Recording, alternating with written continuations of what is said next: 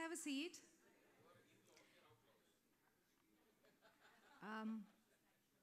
Hi, let's give me your attention, please. Thank you very much. Anilji, sit. Please sit.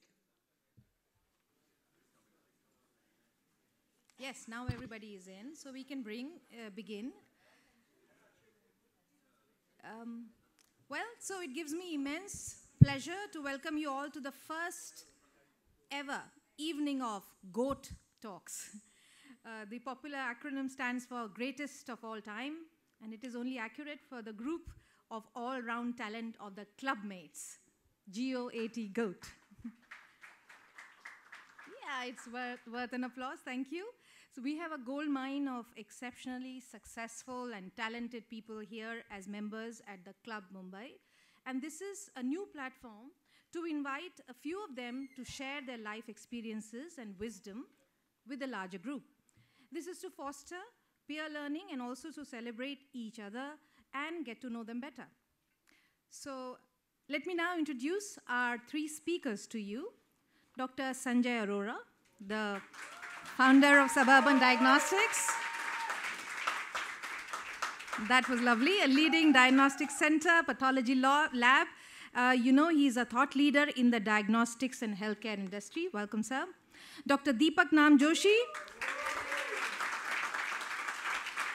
the well-known and prominent hospital, Criticare Asia Multi-Speciality Hospital and Research Center. It's been serving patients for over 2 decades here in Andheri, and Dr. Namjoshi is a renowned critical care specialist. Mr. Varun Khanda, the co-founder of Fast&Up. He's not here today because unfortunately this evening he's indisposed, but he has sent his lovely father, Mr. Satish Khanna, who he just told me has been appointed by his son as the chairman of the company Fast&Up, the booming sports and nutrition company which excels in immunity and wellness products. So the idea to bring prominent members of the club to come together at a speaking event was conceived by Mr. R. Suresh, and he invited our inaugural 3 guests. And to execute this ambitious and unprecedented event, a small committee was formed, and I am Vineeta, I'm part of this committee. So I'll ask Mr. Suresh to explain this a bit more. Most of you know him. He's a prominent leader in the executive search and consulting space in India and is well connected to the leading business leaders and companies here. His decades of experience in people-first approach have culminated in this beautiful evening of our meeting and the sharing of ideas. Mr. Suresh.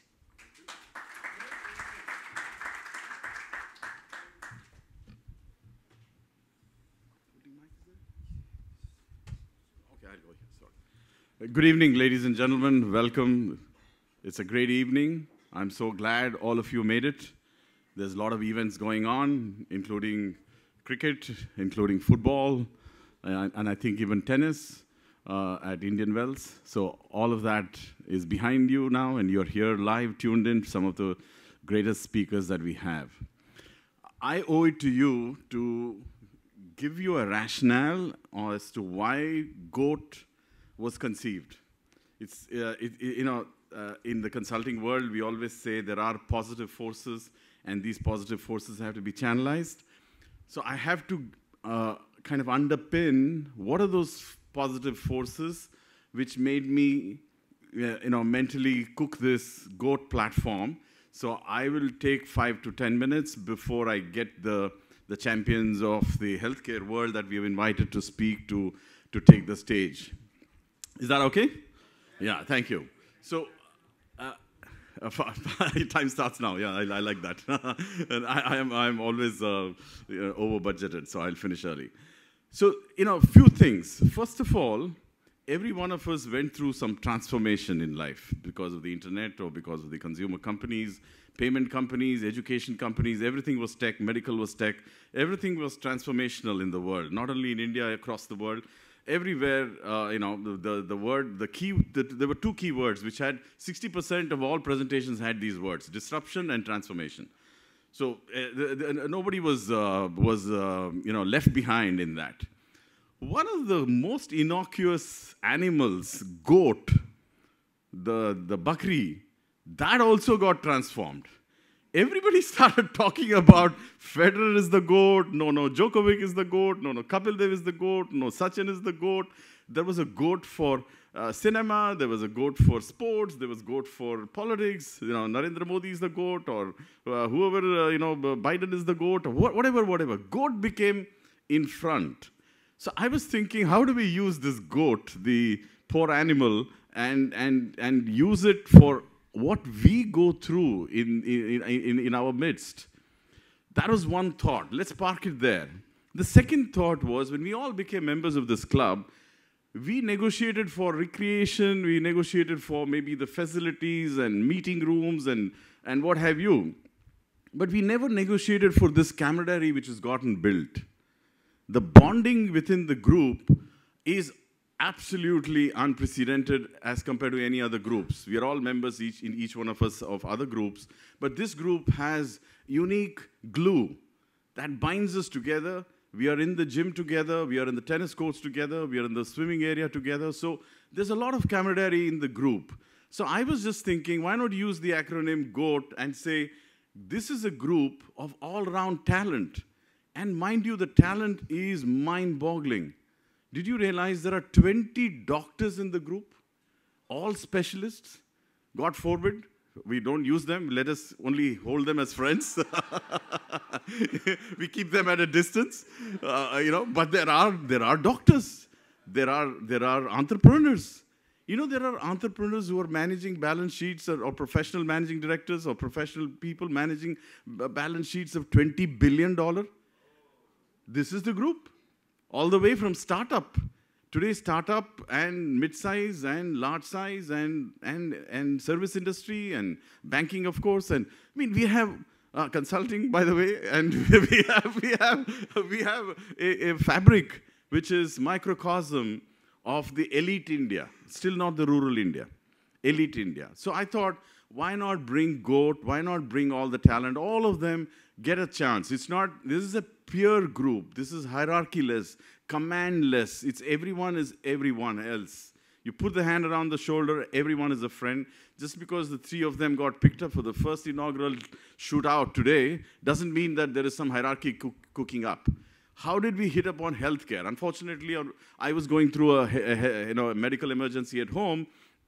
And all of these thoughts are coming into my mind. We have to do something with the group. We are very eclectic group, very diverse group, a lot of talent. Everybody has some ingenuity amongst themselves. Why not pool all of that and make it go like that, blast off? But I was, at home going through a medical challenge, and after a couple of stops here and there, I went to Criticare. The second visit with my mom, who's having a chest and lungs and a heart challenge, Dr. Namjoshi surprised me. He remembered all details of the first visit. And I was wondering whether I have passed on the papers before and he's read it. It wasn't, it was with me. He's a brilliant guy. He just was, after that, we are at home. We have met a couple of other doctors in Criticare. It's just a stone's throw away. From my home, it's only 250 meters. So it's a boon. And on the same trial or the same phase, I couldn't get my mom for a scan, X-ray or something like that. Then I called Sanjay. Before we reached home from the nursing home, his people had come with the X-ray machine at home. Sanjay is a phenomenal help. So when we have, there's so many people of help. And Varun Khanna, we selected because he's a young chap. He's done something everywhere. We went for the Ranji Trophy match the other day in MCA. Was not even Ranji Trophy. CK Naidu, under 25, Punjab versus Mumbai. Everywhere Fast&Up. I don't know whether you realized it, Satish. So there is Fast&Up. We run marathons. We are dependent on Fast&Up. I said, why not start the platform by getting three ubiquitous name, which is so well spread, and it is, whether we like it or not, influencing our lives. So you now connect the dots. There is GOAT, greatest of all times, but group of all-around talent, the diversity amongst the people and the talent that we have. And there are some obvious props, obvious healthcare champions amongst us. So we thought we'll bring it together and kick off the GOAT session with these three champions. So that's where we are. Now, for enabling that, I had to put together a committee. Now, Vineeta always narrates the resume of others, but she is in herself an incredible lady. I want all of you to know that she is a communication expert par excellence. She is an amazing, amazing talent. For those of you who didn't know, because she's always putting other resume as a pot shot right up front, but she herself worked with BBC, which today is maybe a controversial word, but BBC is always the mother of all broadcasting. And that too, she was a journalist, if I'm not mistaken, covering London. And not for brief time, for 10 years. Although you don't look like having worked for 10 years, but still, let me give you the credit. And then she was in India as a country manager, BBC, and now she's a professor in the prestigious SP Jain Institute of Management. And she's helping us in all the communication, in all the great creatives that we send, trace it back to the brain in the group. And we have two stalwarts, Ravi Bakshi and Anil Dang. For them, any task is only small. No problem is the first thing that they will tell. Everything is under control. That is an amazing, you call them anytime. The first thing they make sure everything is ready is alcohol. We are the checklist. Alcohol is everything. Alcohol is ready. So those two.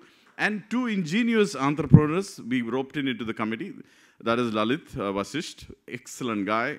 He's got access to so much of innovation, and he understands how everything works. So we had him, the luxury of him. And the youngster, who unfortunately is indisposed with viral fever, he couldn't come, Nakul Ruparel.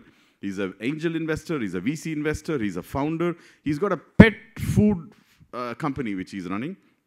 Excellent guy. So we formed a committee, and we are here today to welcome you. Tushar, I've just taken 6 minutes. So thank you very much for this lovely, lovely, lovely audience. Last but not the least, before I hand over to Sanjay, our champion number 1, I have a special surprise. So there will be another speaker who, I always feel in the world today when we go for consulting presentations, the first question is asked is, what have you done in terms of social impact? Nobody is bothered about your economic power or your ability to influence the economics of your client or yourself. What have you done socially? You're as good as what you have done in terms of helping the community. So we have one master guy who's going to walk in. It'll be a surprise. He's a phenomenal leader. What he's done takes a breath away to understand what he's done for this country. I was lucky, Shivani offered to introduce him to the audience, Shivani Kejriwal. So he's going to turn up, Shivani, today. So, I mean, amazing. It'll be a surprise package. I'm telling you how the world has moved in the country in terms of transformation of the people who are in the lowest of the low class, in the bottom, what is famously called bottom of the pyramid. It hasn't remained as a jargon. A lot of good work is done. So I would request all of you to pay equal attention into what you're going to hear towards the end of today. But all in all, packed session, 1 hour. So the good news is that it'll all be rolling quickly. That's all from my side. Thank you very much. It was wonderful to once again invite you. Thank you. I request Dr. Arora, please come over, sir. And just a very quick reminder, in case you haven't paid for the food and drinks for today, please do so if you just next to the gate. Thank you.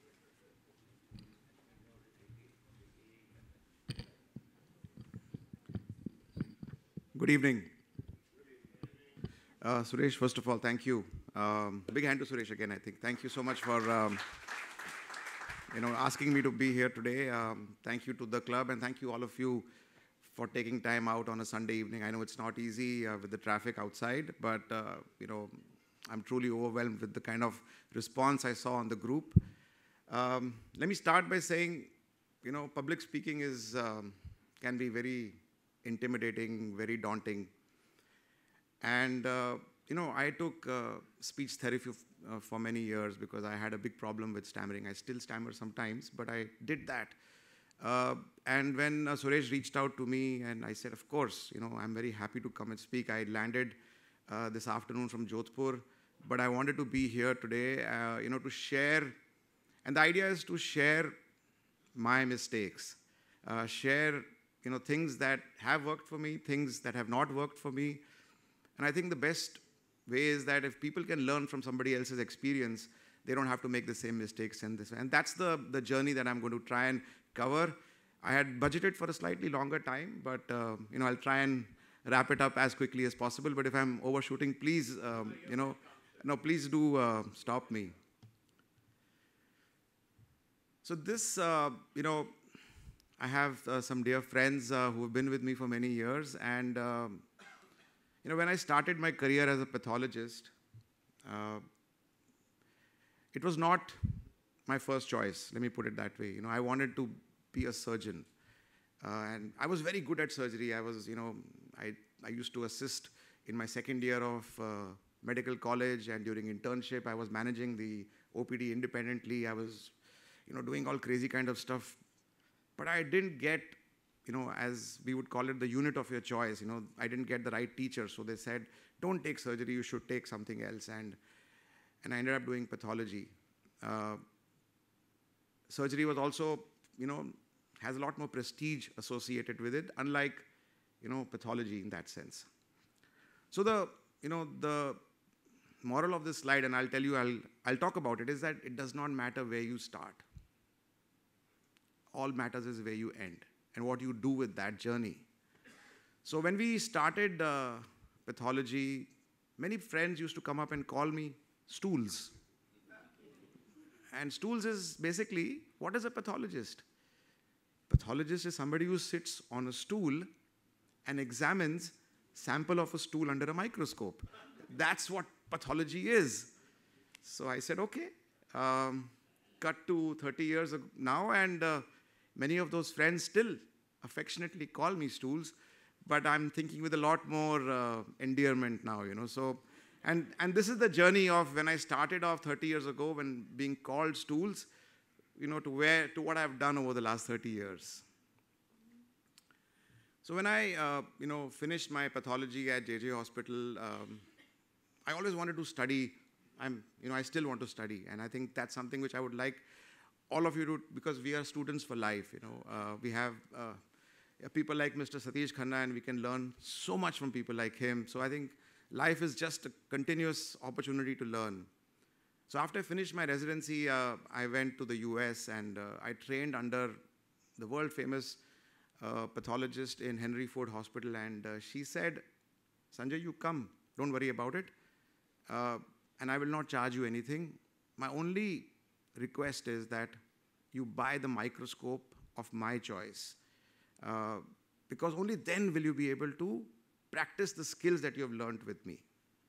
So I came back, and I found out the best microscope that I could think of.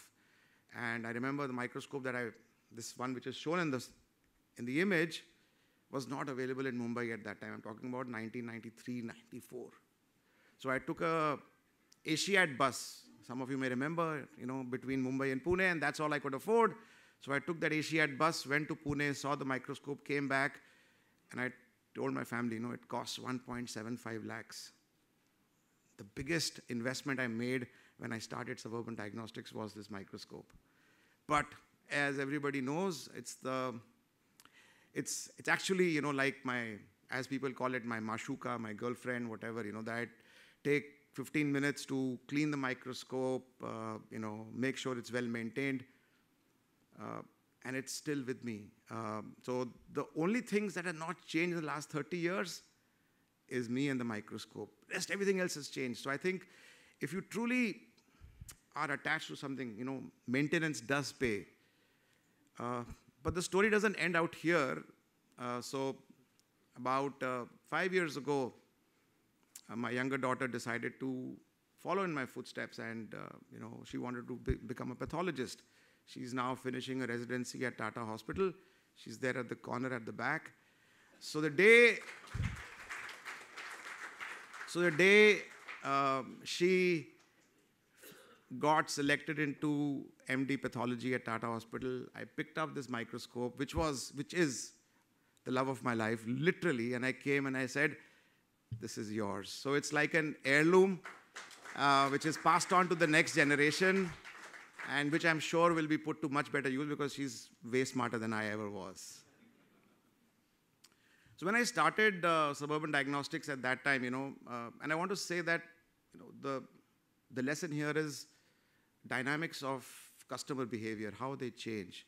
What it was 30 years ago and what it is today is extremely different. At that point of time, the market was extremely fragmented, and diagnostic services were largely within hospitals. This whole concept of standardization, quality was just not there at that time, and there was really no customer-centric focus. Everything was patient and doctor, but yet there was change all around us. Everything else was changing: banking, entertainment, retail. So I said, why not make that change in pathology? So I said, two things that I can do. One is, how do you democratize making a choice? So, and just think about this, you don't have to answer this. How do you choose healthcare today? How do you choose which doctor to go to? How do you choose which lab to go to? How do you choose which hospital to go to? How do you choose which specialist to go to? Is there a easy way for you to find out, how to compare? So today you have NABL accreditation, NABH accreditation. The idea was that if you try and create a process, create systems where people can actually make a choice, you can choose how to buy the best car because you know everything about the car. But how do you demystify healthcare? How do you actually, make healthcare come out of the black box and actually make it, how do you democratize that? And I think that was the opportunity. And the other opportunity was, how do you truly look at patient and change that to customer? Because if you look at it today, 90% of population is not consuming healthcare. And yet we call everybody as a patient. So how do you look at the whole illness part, which is patient, and how do you look at the wellness part, which is a much, much bigger area? So you look at patients and look at customer. And that's what we did 30 years ago. And this perhaps for me is, my most, one of my most sort of evolved slides, that any journey starts with an inspiration. And you have to have something that makes you want to get out of bed. Mr. Kaul here is an inspiration for everybody in this club because he is at the gym no matter what, 365 days, and he's an inspiration. So we find that inspiration around us everywhere. Clearly, right? He's a big inspiration. So what is it that makes you want to get out of bed every day? Find that out. And then you follow that up with what I call as hard work. You can't just say, okay, I'm inspired, but you don't. If you have to go to the gym, you have to actually work out. So you have to perspire. So inspiration followed by perspiration. But many people say, okay, fine, I've worked hard, but they don't stick to it. Sometimes they just give up in the middle. So you have to remain perseverant. That dedication is important. And, maybe for the younger generation today, I guess, because we were used to working hard. We didn't have a choice. But today everything is available. It's world of instant gratification. How do you overcome, that whole... There'll be some hurdles in life, always. But how do you overcome those and remain perseverant?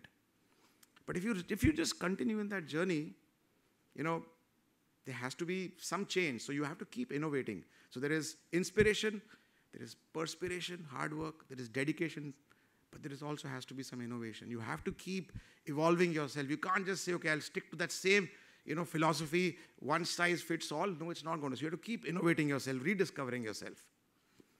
And today, we all realize the world of collaboration. It's better to work together than to compete sometimes. So how do you create this opportunity of inclusivity, of collaboration, of bringing people together?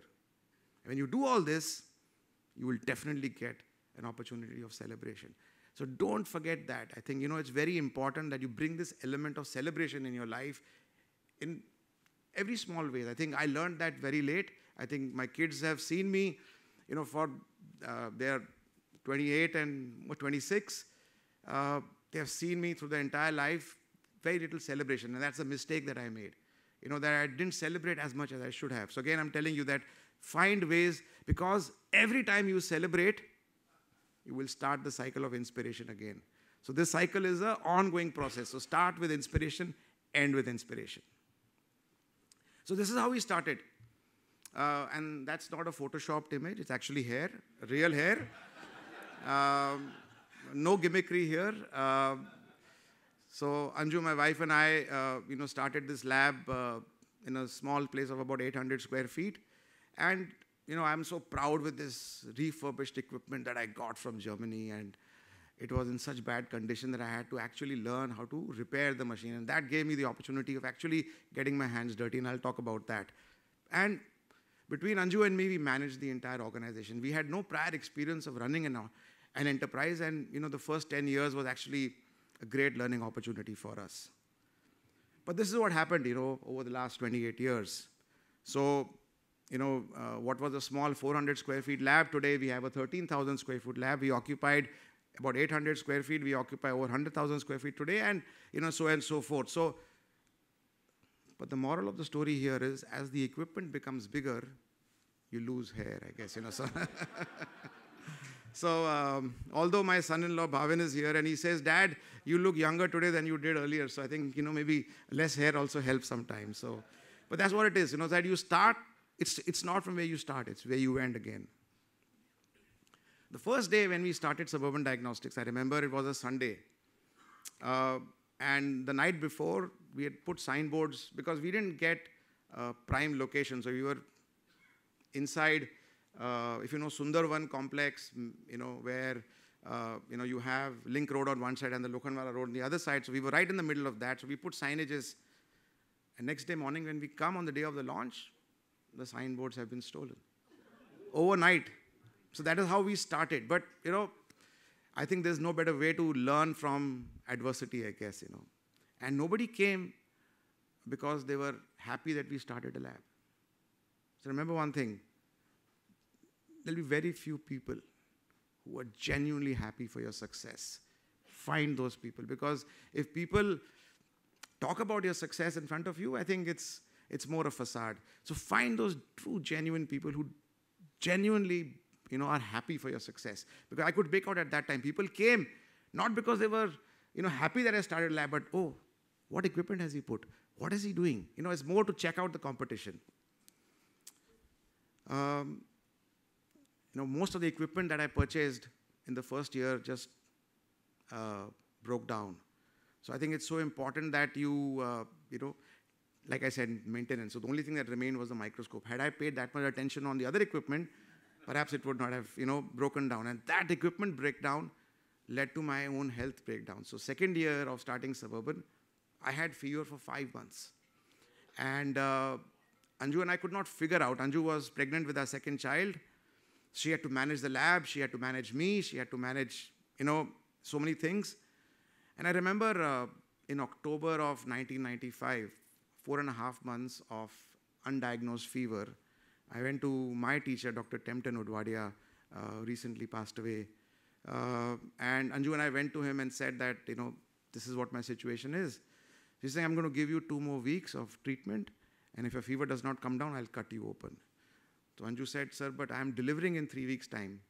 And I still remember this line, child, but he is my patient, you are not. But I think his magical hands, and I'm here. So I think it's very, very important that to look after anything else, look after yourself first. There's a friend, Neeraj and I know very well, Ashish Jain. He's a orthopedic surgeon at Hinduja Hospital, and he came up with this brilliant line. To be selfless, you have to first be a little selfish. So you be selfish to yourself. If you can look after yourself, you can look after anything else in life. But if you can't look after yourself and you are not able to do it, what will you look after anything else? So to take care of your family, your friends, your business, first invest in yourself. So very, very important. This is perhaps, my biggest learning that I've had over the last 30 years. And when I give a talk, almost always, people ask me to speak about it again. So indulge me in this. How many of you have ever opened a shutter in your life? How many of you don't know what a shutter is? Because there will be some people who don't know what a shutter is also. So I would reach my lab every day at 6:45 in the morning and, open the shutter, lift it up, and at 8:30, 9 o'clock at night, pull that shutter down. That was my routine for many years. And I realized that, by going and opening the shutter every day, pulling it down, what am I learning? So the first lesson that I learned by opening a shutter is punctuality. That I have to reach on time no matter what. That if I don't reach at 6:45, nothing will happen. My daughters will argue that I'm still not as punctual as I need to be, but I'm getting there. Second was that sense of ownership and pride. I had the keys of that in my hand, and I need to keep that as secure as possible. So that sense of ownership and pride. Third is a sense of humility. That every day when you have to open a shutter, you have to first bend down to open the keys, and then you lift the shutter up. So no matter what you did the previous day, you have to start your day by bending down. So it's teaching you that no matter where you are, remain humble, remain grounded. When you bend down, you have to make sure that you have a strong back, you have strong shoulders. So again, look after yourself to lift that shutter up, otherwise you're not going to be able to do it. And if you have a well-lubricated shutter, much easier to open than a shutter that is not well maintained. Again, the whole concept of maintenance. Very important that you learn to work as a team, because I can't do everything myself. So if I come at 6:45, Dashrath, who's going to be the housekeeping, has to come at 7, then the first technician will come at 7:15, and then you continue to work as a team. Very important that it taught me how to have a backup plan. No matter what, work cannot stop. For some reason, if I'm not able to reach on time, I can't say that I'm not well or I'm traveling or whatever. So who else can I entrust those keys with so that they can also come and open the shutter? So make sure you have a backup plan. And I'm talking about 30 years ago when we pulled the shutter down, no internet, no mobile phone. So so the whole sense of communication, learning from people like you that paint the color of the shutter really nice and attractive so that people came at 9 o'clock. Instead of just keeping it blank, I painted my residence number on the shutter so that people can still reach me if they needed to. So, and the last but not the least, I was telling Bhavin the other day that every day when you pull the shutter down, that part of your day ends. Don't carry it when you go back home. And when you come back again, start afresh by opening the shutter again. So I think it's very important that you tell yourself, when I'm pulling the shutter down, I'm ending that part of my day. When you go home and you take off your shoes from tomorrow, do this deliberately. After work, when you go home, it's a great culture in India to take off our shoes before we reach home. When you're taking off your shoes, that part of your day has ended. My day of wearing work shoes has ended. My day of walking bare feet in the house has started. So don't let that overlap. And similarly, when you move from your house to your work, again, that change. And I think the pandemic, we all felt that was great, because we don't have to travel to work anymore. But trust me, that travel is the only time we had for ourselves. It's that transition between work to home and home to work, which was just completely lost because you were all at home all the time. And there was no transition between work and home. So while we said that, we hate travel, but that travel actually is your only time for yourself. Listen to music, sleep, talk to friends, whatever. That was lost. So I think sometimes it's very important, find time for yourself. Like I said, get your hands dirty. There's no better way to learn by doing things yourself. That first equipment that I got broke down incessantly. I went, imported parts from the US, sat every Saturday night till Sunday night repairing that machine. I'm a medical professional, and medical professionals here will endorse what I'm saying. We are not taught how to run a business. We don't know what is HR. We don't know what is finance. We don't know what is mass media and communication, marketing, sales. But when you start doing things yourself, I think today also when we have a large team of professionals all managing these, I think those initial 10 years that Anju and I did things by ourselves continue to hold us in good stead. Today I can still, have a decent conversation with a finance professional, maybe talk to an HR person and give my own perspective on HR. I think doing things yourself, there is no shortcut by doing it yourself. So get your hands dirty. This is what I learned from my father. I had invited him today, but he said, I'm going with my friends to, so it's okay, theek hai. Young people. Yeah. So I said, dream big to make it big. You have to have that dream which is bigger than life. One simple learning that I had is, we are always very shy sometimes, that, should I go and ask? Should I not ask? We are very hesitant and we always tell, it's okay, yaar, let it be. My learning is, if you don't ask, the answer will always be no. If you ask, there's a 50% chance it could be yes. So ask. There's no harm in asking. Worst what it'll say, come still say no only, right? Whatever it is, don't hold back. Ask. Let your dreams be known to people. This is perhaps one of my most important things, and I start by acknowledging Dr. Vijay Lulla here. Dr. Vijay Lulla, unbelievable human being, great physician, just the most warm-hearted person. I am where I am today, and a large part of it goes to Dr. Lulla. He may not believe it or not, but when I finished my class 12, when I went to him, and we know him for more than 40 years. Our family goes back, the relationship with him for over, when I was maybe 15. So he said, if you want to do medicine, you will only do Grant Medical College. Although I had an opportunity to go to some other place, he said, no, you will only go to Grant Medical College. And he continued to guide me, motivate me, continues to do that even today. So when we talk about relationships, it's not something which is very frivolous. It is very important that if you want relationship to truly matter, you have to invest in those relationships and invest in those relationships without any expectations. I think what we do is we always put some caveat to it. I did so much for her, but she didn't do anything for me. Or I, spent so much time with him, but he didn't give me that.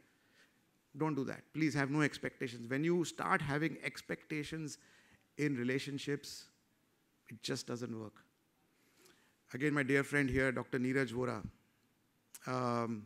orthopedic surgeon, par excellence, a 2 a.m. friend for sure. Big hand to Neeraj. First day of medical college, went to Andheri station, sat in the 4 limited bus. So everything will be a story, guys, so please indulge me.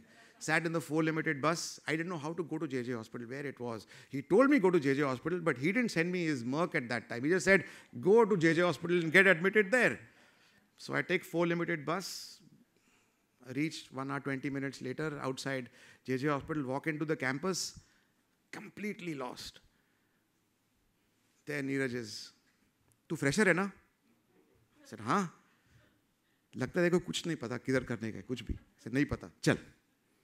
He took me where to get admissions done. After that, देखो anatomy hall पता किधर है, physiology hall पता किधर है, nothing. Gave me a full campus tour. Always drives a black car. I don't know if he still drives a black car. He had a black Fiat at that time.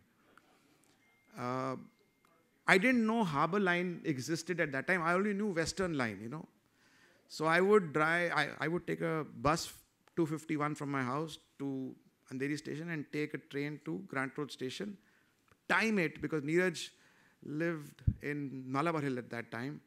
And I would stop at the 135 bus stop, I still remember, on the flyover at Grant Road station. Timing it, waiting at the bus stop so that Neeraj would pick me up. And this is my routine for so many months. And this fellow, not once did he back out. Not once. Sorry? No, we were in the same batch. He comes from a very illustrious medical family. Dr. Ellen Vora, his father, so he always knew that he's going to be an orthopedic surgeon, I think even before he knew anything else in life. So, for him, getting into medical college was just routine. I have to get there. But for me, I was completely a fish out of water. But, he's been there with me for almost 40 years and counting. A few years ago, he insisted and we went to Rishikesh for bungee jumping and stuff like that. And, he is truly a 2 a.m. friend. So that's the relationships I'm talking about. Dr. Lulla, Neeraj, so many people here, building a new relationship with so many new people. I think I got to know Mr. Satish Khanna little late in life, but I'm going to catch up on that lost time with him because he's just this encyclopedia of knowledge, So many of you here. So I think very important, hang on to relationships, nurture them. In 2012, and Suresh told me to talk about these things, so I'm just bringing that in. We decided to look at growth. So, you know, between 10 and 12. So we decided that we'll find an investment banker. Now, how do you find a good investment banker? I don't know if is there something like that, good investment banker or not, I'm not. So we interviewed many people, my father and I, and then we met this small Parsi gentleman, Navroz. We just instantly fell in love with him. And Navroz came on board. He had never done a deal in healthcare, but he said, I'll work with you for the first 1 year. I'll understand healthcare, you understand me. We'll create a business plan and then we will see what to do. My first investment happened through Navroz. It's 2023. The Navroz has been part of our family for 11 years.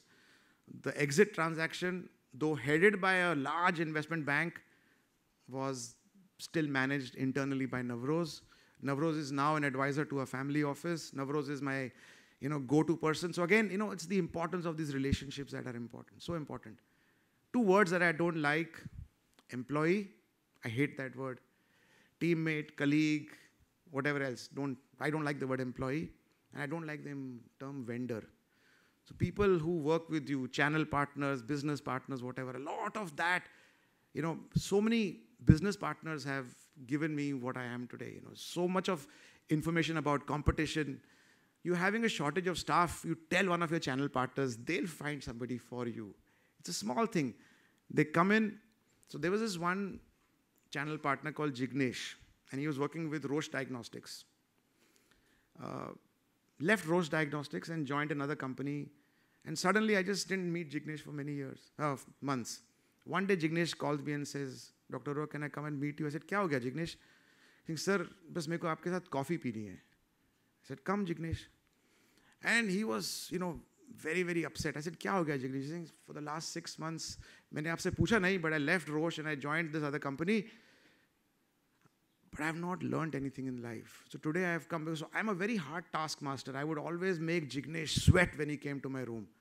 And he said, sir, for the last 6 months, nobody has jhapoed me. Nobody has taken my case.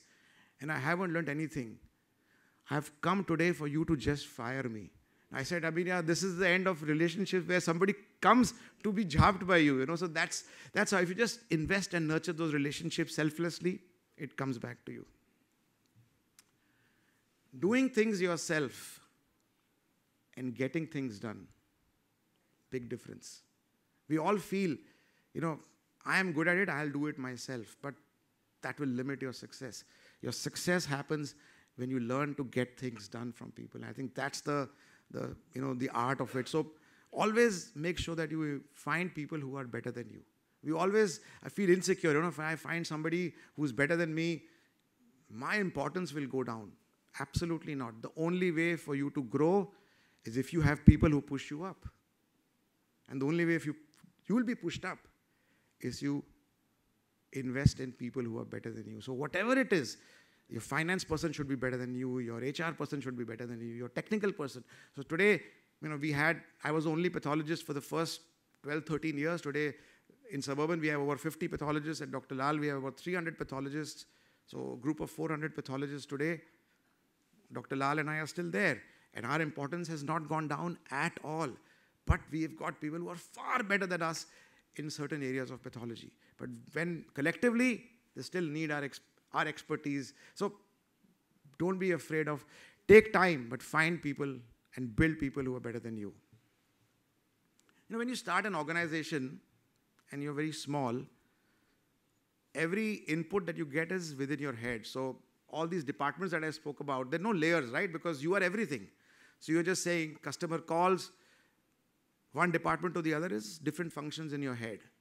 But as the organization grows and you build layers, sometimes you get lost in this whole concept of Chinese whispers. So you get a call from a customer, not your function, and you pass it on to somebody whose function it is. That person passes on to somebody in his team, goes further. And you think that your job is done, that you passed on that information to the right department. No. What starts with you, ends with you. So even if somebody calls me today and says that I need an appointment with Dr. Neeraj Vora, for example, I will call Neeraj. I'll say, kaisa hai? Kaam bol. But I'll make sure that Neeraj will give me a feedback at the end of the day. The patient came, what happened, what did not happen. So what starts with you ends with you. No matter how big your organization is, try and get this closing the loop feedback, that no matter what function you are in, make sure that if something came to you, it has to end back at you. We all make mistakes. No one is perfect. But what we tend to do is we hide those mistakes. And my objective today is to actually share my mistakes. The more mistakes you share, just imagine, we are 100 people in this room. 100 people can learn and don't make the same mistakes that I did. And that's the idea, is that the more mistakes you share, the better it gets for everybody. So I remember the first pediatric patient who came was a failed blood collection by me. I did not know how to do it. But then I worked at it. We got lucky. We got a technician who used to work in a pediatric hospital who taught us the whole process. I'm not afraid that I said I didn't learn. I could not do pediatric collection myself. But that taught me how to become better. One of the mistakes that we do is, when you're very happy or very angry, don't take decisions at that time. Even when you're very happy, don't take a decision. So extremes of emotions, first time to, and you sort of drop your guard. In healthcare, and Dr. Deepak will agree with me, healthcare is like a constant boxing match, right? One hand to attack, one hand to defend. We have Vindu here who will probably agree with that. The moment you drop your guard, you get hit. So, extremes of emotion tend to make you drop your guard. So if you want to stay alert, make sure you find ways to keep your guard up. And we've discussed about building a team. So don't be over-dependent on people. Keep upgrading your skills. And as a leader, remember, everyone looks at you. So if you want to come on time, if you want people to come on time, you have to come on time yourself.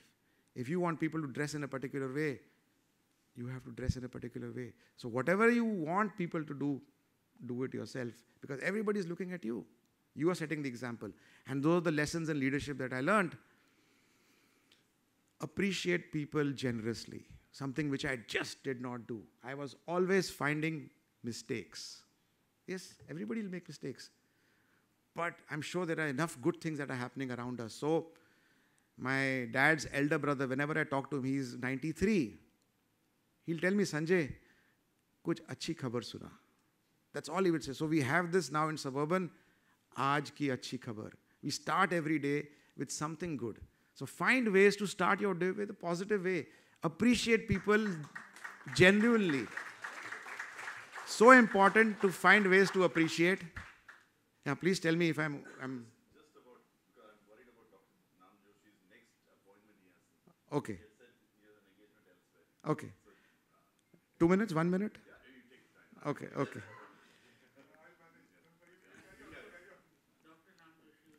Never give feedback which is tough on a Friday night. No, you're laughing. Trust me, you don't know what happens to that person and his family or her family if you're giving feedback that, I don't want you to work with me, or you did this or you did that. You don't know what goes through that person. Give feedback on a Monday, because then at least you have the full week to deal with that person. So important that appreciate publicly, admonish privately. Never give negative feedback in front of somebody else. It is so humiliating for that person. So, small things in life.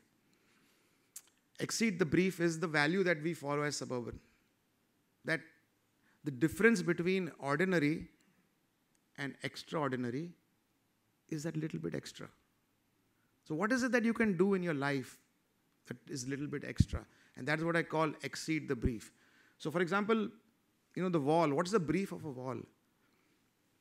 It's made out of brick, made out of cement. It's meant to, give a boundary to this room. It's meant to support the ceiling. It's meant to create a barrier between this room and the other room. But see how the wall has exceeded its brief by wallpaper, by paint, by this, nice cladding. So the wall can exceed its brief. What can we do? Remember this, difference between ordinary and extraordinary in anything you do in life is just that little bit extra.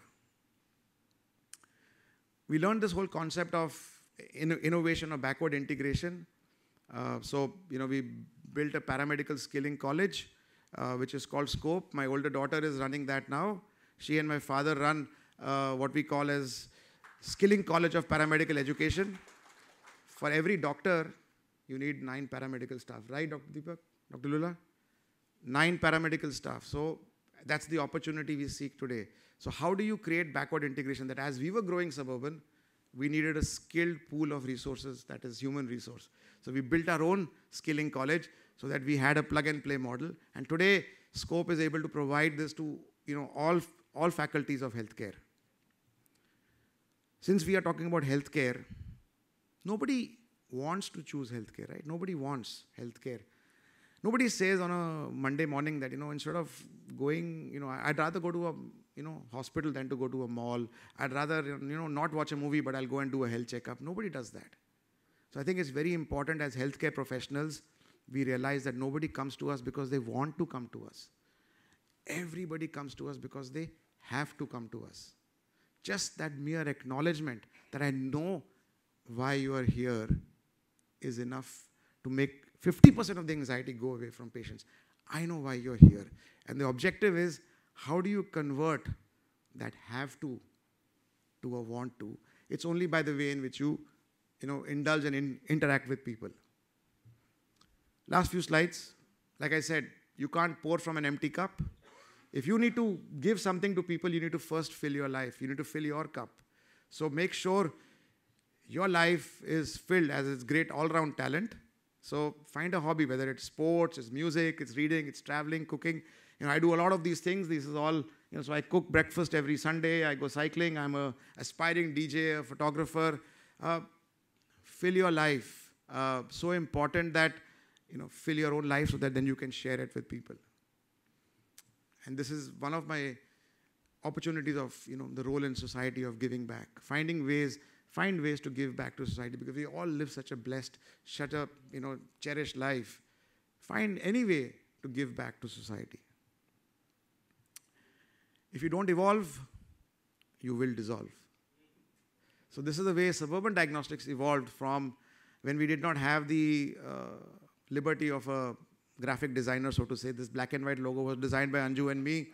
And as Suburban Diagnostics evolved, so did our logo. And today, today it's the opportunity where, we are working with Dr. Lal Path Labs.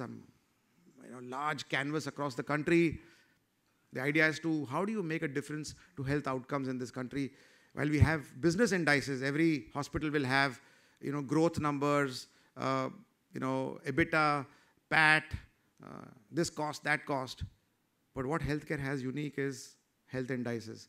Can we look back and say, I made a difference to maternal mortality. I made a difference to infant mortality.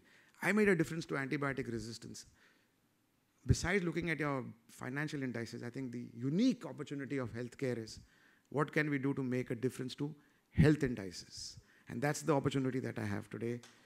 And I'll end by saying that my journey is to truly unburden your health or unburden healthcare. There is a huge gap between demand and supply in our country. What can we do together to unburden this gap, to bridge this gap between demand and supply, so that we all, impact people's lives in a better way, and we, truly make a difference to people's outcomes. Thank you so much.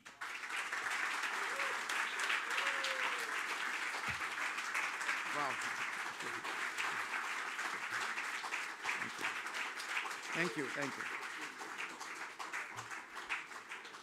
So I'll be here, looking forward to questions, and we'll chat after the talk. Thank you so much. Thank you. There's a separate Q&A. Yeah, absolutely.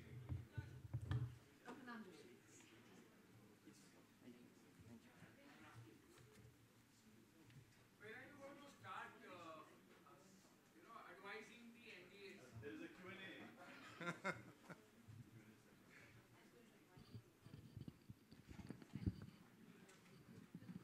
Tushar भाई आओ छो ने कि પહેલાથી ભાગી ગયા અચ્છા મને તો પહેલેથી ભાગી ગયા કે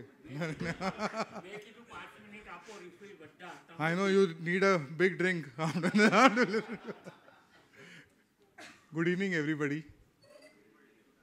Let me start off with thanking Mr. Suresh for coming up with this idea.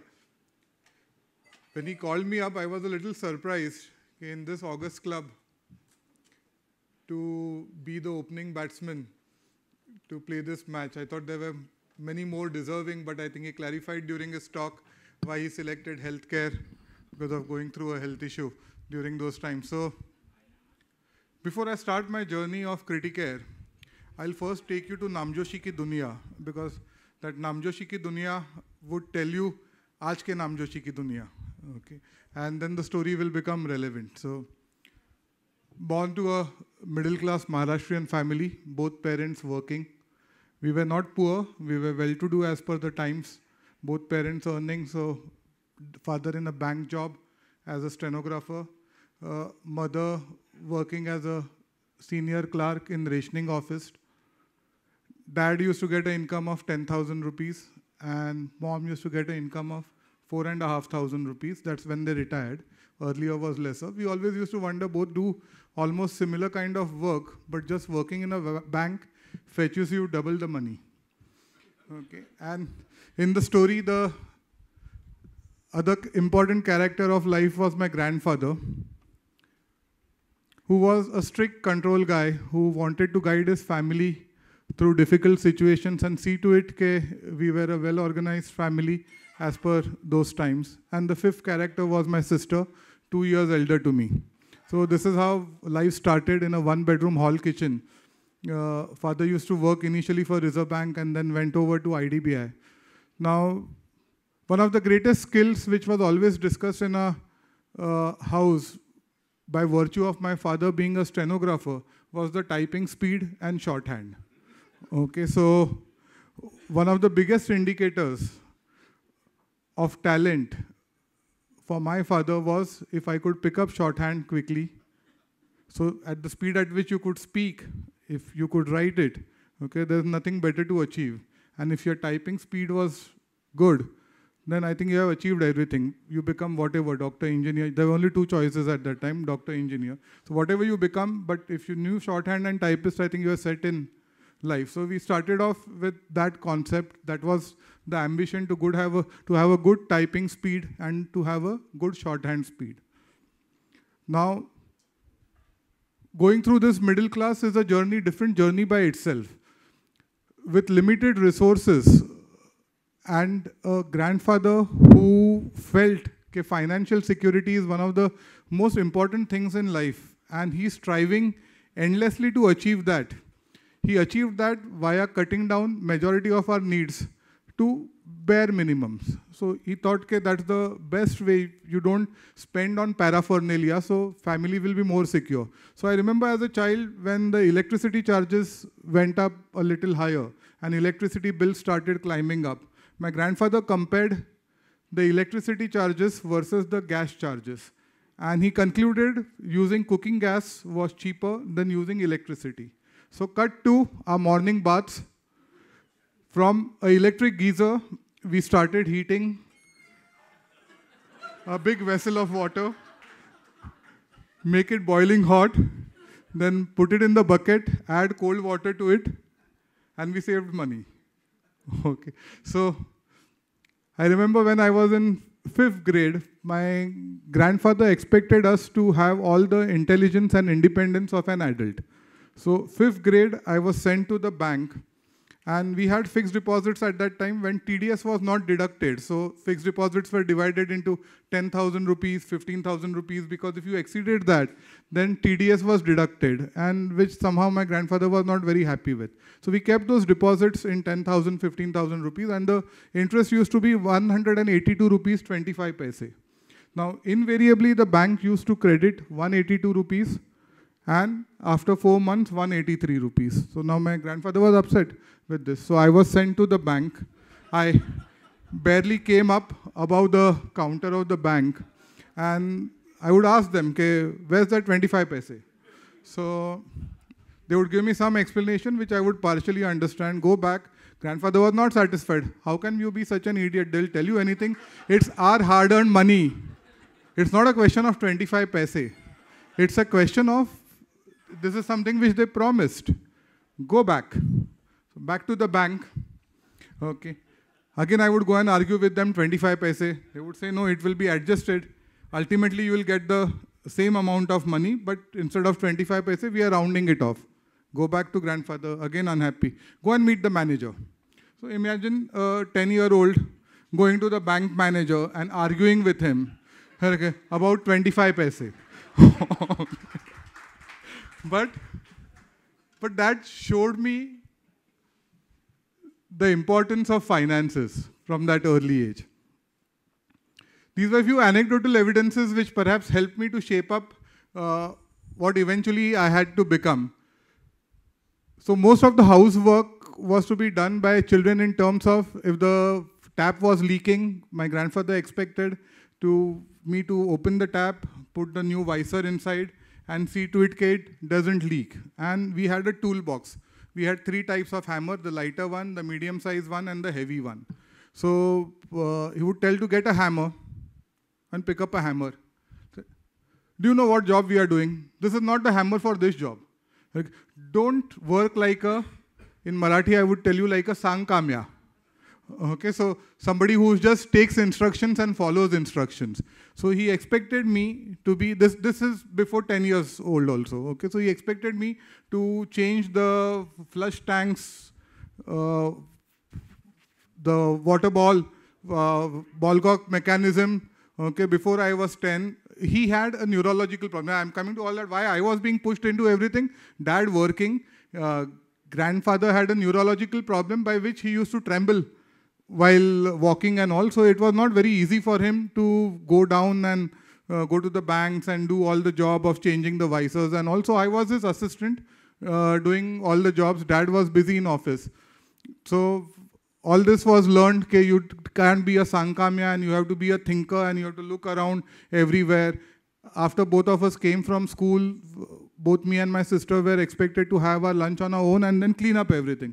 So clean up everything, we cleaned the dining table. He would expect the kitchen platform, the vessels, everything to be cleaned out. Okay, we had one servant visiting for a little while. So rest of the work had to be you. And had to be you means you were not given any kind of concessions because of your age. Okay, but that went a long way towards shaping us. Now, as far as business is concerned, Namjoshis were a very business-like family. So every time my father and grandfather would meet some friend who would give them an inspiration about doing a business, they would be quite inspired. So one of the incidents which I remember very well was a police officer staying close to us who had bought a few rickshaws and given them out to drivers to drive. And they were making some, at that time, $100 per day or $150 per day, 3-4 rickshaws. So at that time when they were earning 3,000-4,000 rupees, getting income of 3,000 rupees per rickshaw was quite something good. And my father worked in a bank, so he would get the rickshaw loan at a very reasonable price at that time at 2%, 3%. So we thought very viable proposition. So we had a deep discussion. The good part of our family was we were always treated like adults. So we were involved in everything. There was no secrecy. There was no worry about children getting spoiled by they knowing too much. We didn't have too much. So whatever we had, there was no problem in the entire family knowing what we had. So the entire discussion of the house was there about buying a rickshaw, and we were all gung-ho. We started calculating our profits, what we'll make, what will be the installment, and what a good idea it was. The second day, it came down that rickshaws cannot just be bought, you have to buy a permit. So rickshaws were reasonable, but permits government had restricted. So you had to only buy permits as a reseller, so in black. So the cost of the permit was double the cost of the rickshaw. So our enthusiasm slightly went down. Okay, that permit cost perhaps may not be funded by the bank. Okay, so still we had those savings to perhaps buy a permit, but gradually the enthusiasm came down. Third day, we came to know the drivers whom you employ are usually difficult chaps. They go and drive anyhow. They bang the cars. There's a lot of repair work which comes up, and all this cost you have to pay out of your 100 or 150 rupees profit. So profit also started dwindling. So by third day, the enthusiasm came down even further. By fourth day, we came to know the repair cost, and we know it's a loss-making business. Fifth day, we closed the business. So likewise, on an entrepreneurship level, we did many businesses for 5 days, and ultimately ended them. Then came the change in my life. I finished my, the education qualification also for the aspirations has to be there. My parents were reasonably educated for that time. Both were 11th SSC, and grandfather was 4th standard.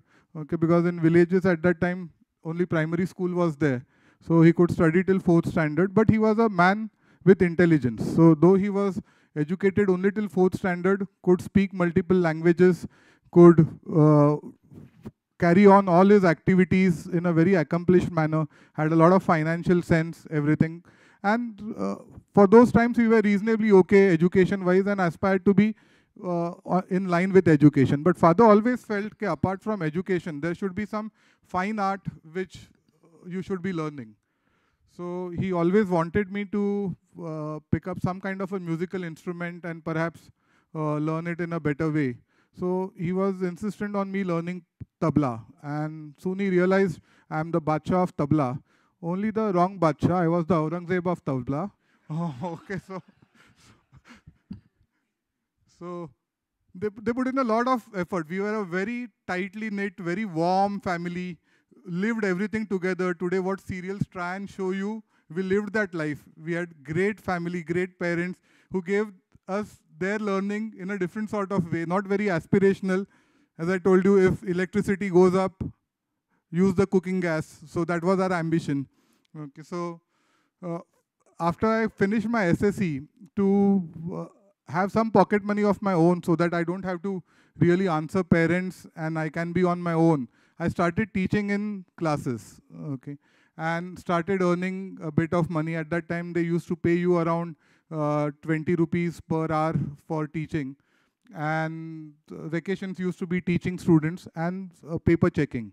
So paper checking used to be based on the number of marks of the paper, 20 marks or 50 marks, you used to get 25 paise or 40 paise for the paper checking, but it was good supplementary income at that time. But when I started seeing this, I realized this is not something very difficult to do. So anybody can teach. So I started thinking, why not take an initiative on my own and start doing this. So by the time this thought came, I had cleared my HSC. I had done well. Academically, everything was always very easily achievable. So till 10th standard, I wanted to be an engineer. But in 11th and 12th, I started thinking, no, becoming a doctor is better. Dad told me, keep both the options open. Study for your maths also, study for your biology also. And as luck would have it, I cleared my IIT JEE entrance also. I was 384th All India, so would have walked into Bombay IIT. Okay. I cleared my Roorkee, JIPMER, you name it, I was clearing it, doing well. My PCM marks were more than my PCB marks, but by that time, I had made up my mind that I want to become a doctor, because I realized that for everybody else to give back anything to the society, they have to take a special effort. But as a doctor, it comes in your routine line of work. So I thought, what better opportunity? Okay, you can work also as well as give it back to the society at the same time. So I was hell-bent on becoming a doctor at that time. And then this idea of starting a educational institute started. So I started during my first MBBS, my first business, that is Elite Tutorials, okay, which was teaching the 10th, 11th and 12th standard students. It was basically a correspondence course where we used to give them test papers and a question bank from which they could read and then answer those tests in a chapter-wise manner, and then we would check it and give it back. Now, at that time, as Sanjay said, no marketing budgets, no PRs understood, college-going student trying to manage MBBS and trying to start a business of his own was working. So I had a group of friends, that inner circle, okay, from 11, 12 days karke. So all of them decided to help me to go and market. So we got some data, collected data from few friends who were teaching in classes and used to visit those students, telling them that we have started this test series and why don't you join in? So the standard question was, wherever we are going for classes, there are already enough tests. Schools are conducting enough tests. Why join for more tests? So we used to tell them, yes, with all due respect, you're going everywhere and they're teaching you. But if you'll see the profile of all the teachers, they have not become teachers out of choice. They have perhaps become teachers not by any failures or anything, but perhaps as a second choice, where they have not gone into any other professional courses. So our equivalence would be perhaps, would you like to learn cricket from Sachin Tendulkar or from somebody who has never hit a century? So they were confused. How do you equate that? So we have been toppers, we've been in the merit list, we have cleared all exams which are competitive and come out with flying colors. Here are mark sheets to prove what we are saying. Versus that, check with all your teachers their academic excellence. And then you make a choice, whom do you want to learn from? When we tell you how to get 90%, we have got 90%. So we know the toil which is required to achieve that 90%. And then the admission was clicked. Okay. So that's how I earned my first 20,000 rupees in the first year, enrolling students for elite tutorials. 500 rupees was the fee. So we got around 40 students and went on to 20,000 rupees. So every year the number of students were gradually increasing. The studies for MBBS were also increasing. So, but I found it as a nice, comfortable thing to try and do these dual jobs together. Correct. My father was my first employee because somebody had to type the question bank and the papers. So the typing skills of father came into play. Then eventually we grew big enough where I could employ my first employee at the age of around 18 and a half. So that was Satish Khanna, whom we employed, who was my man Friday. He would do everything. Dad saw to it he learned typing also. Okay, so he couldn't teach his son. He had a more brilliant employee who could type now. Okay, so he was much more eased off. We bought a typewriter and majority of the stuff was being typed at home. Whenever a student came, we used to sit and chat with them. Satish used to run down, quickly Xerox the papers, pack them up in the envelope and come up because we didn't have budgets to pre-print it. Okay, so every time the student who is coming for admission would pay us the money. From that money, we would run down, Xerox it, and get it back. So with this experience, gradually as we were growing, we started one of the first BPOs perhaps in our country, where we started doing back office works for established educational institutes. So one of the established educational institutes at that time was Mayank Tutorials. So they had 4 branches, okay, at that time 3,000 students. So I met Mahesh Shetty and I spoke with him about what we were doing. Same sales line, Sachin Tendulkar teaching cricket, sold it to him. He had an initial pilot project where he said, okay, we'll continue our tests and you do the test for our toppers and let us see their feedback. The toppers gave us a big thumbs up. Okay, these guys are doing something more differently than what you teachers are doing. And we clicked with the back office work. 3,000 students, all the back office to be done by us.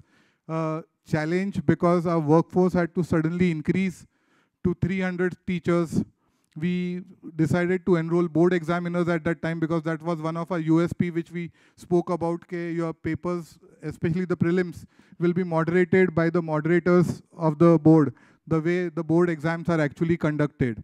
So we had to fetch for moderators, enroll them up. Okay, so budgets were going up, the staff was going up, we needed an office, were able to buy an office, so achieved the first 50 lakh turnover when I was in final MBBS. Okay, and yeah. Okay. So bought my first second-hand Maruti 1000. Okay, I could buy a Maruti 800 new one, but obviously I thought I'm made for better things. So let's buy a Maruti 1000. At that time, Maruti 1000, the original cost was around 6.5 lakh rupees. It was relatively a newly introduced car, so even the second-hand car was not too old. You could get it perhaps 2 or 3 years older. So that was 5 lakh rupees, and Maruti 800 was 2,25,000 rupees at that time. So I had that 5 lakh rupees to buy Maruti 1000. So residency started. I could drive in my red Maruti 1000 to the college campus where as a proud student, where my teachers were driving Fiats and I was in my Maruti 1000. So that gave So that gave a good kick, and that gave me confidence of gradually trying to grow. So after this, obviously, I did well during my MBBS as well as MD. I topped in my MD, got the university gold medal, everything. And the academic journey was a breeze through. You had to tell an exam and okay, it's done. I remember during junior college days, in the SSC, I started learning German in Max Muller. Now, one of my friends asked me, why are you learning German? So I said, okay, in 11th and 12th, there's either French or German as option. So quite a few students in convent schools have French during their 8th, 9th, 10th grade. So they would be way ahead in French. So perhaps I may not be on an equal platform to compete with them for 12th. So that's why I've taken up German. They told me, but do you realize there's only one college in Mumbai which teaches German as your third language? That's Ruparel. And Ruparel usually closes at around 88 or 89%. So if you don't make it in that college, what use will be German? So I said, why wouldn't I make it over there? Why the hell am I studying so much? I have already presumed I would be in Ruparel karke. I haven't thought of anything else.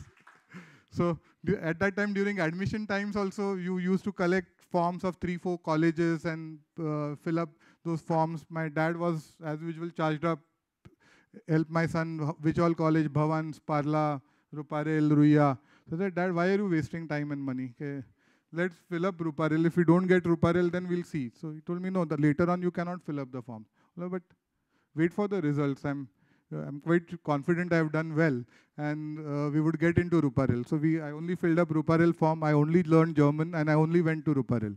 Okay,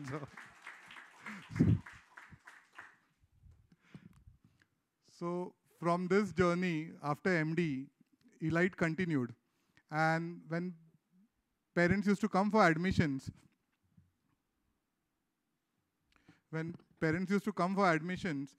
they used to ask, we heard some doctor is heading this institute. Okay, so who's that doctor? So I would sheepishly say, that's me.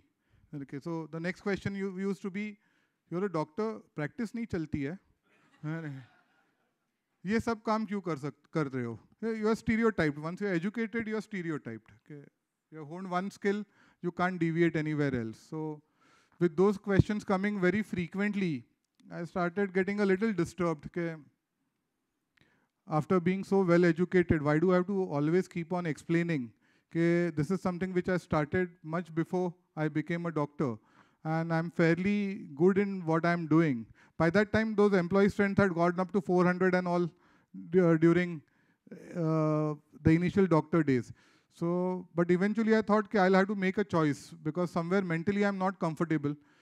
Coming from a 14,000 rupees per month family, my ambitions were not very high. Okay, so I thought, why do something which I'm not really comfortable with? So let me just focus on medicine and let me become a good doctor. So I handed over Elite tutorials to my manager who used to be there with me all the time and who had learned everything what I had to teach him. And I told him, this is a gift for all your years of hard work. Okay, he finished the gift in 3 years. Elite closed in 3 years. Okay,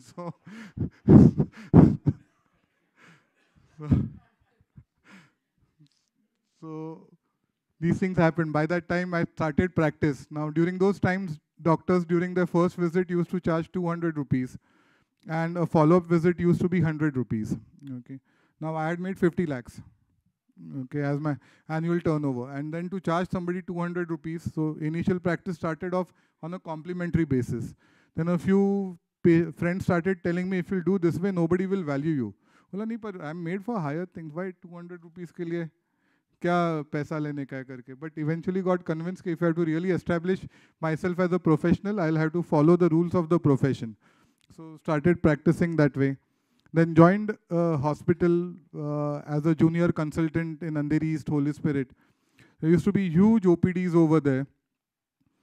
And I was just perhaps a year out of college.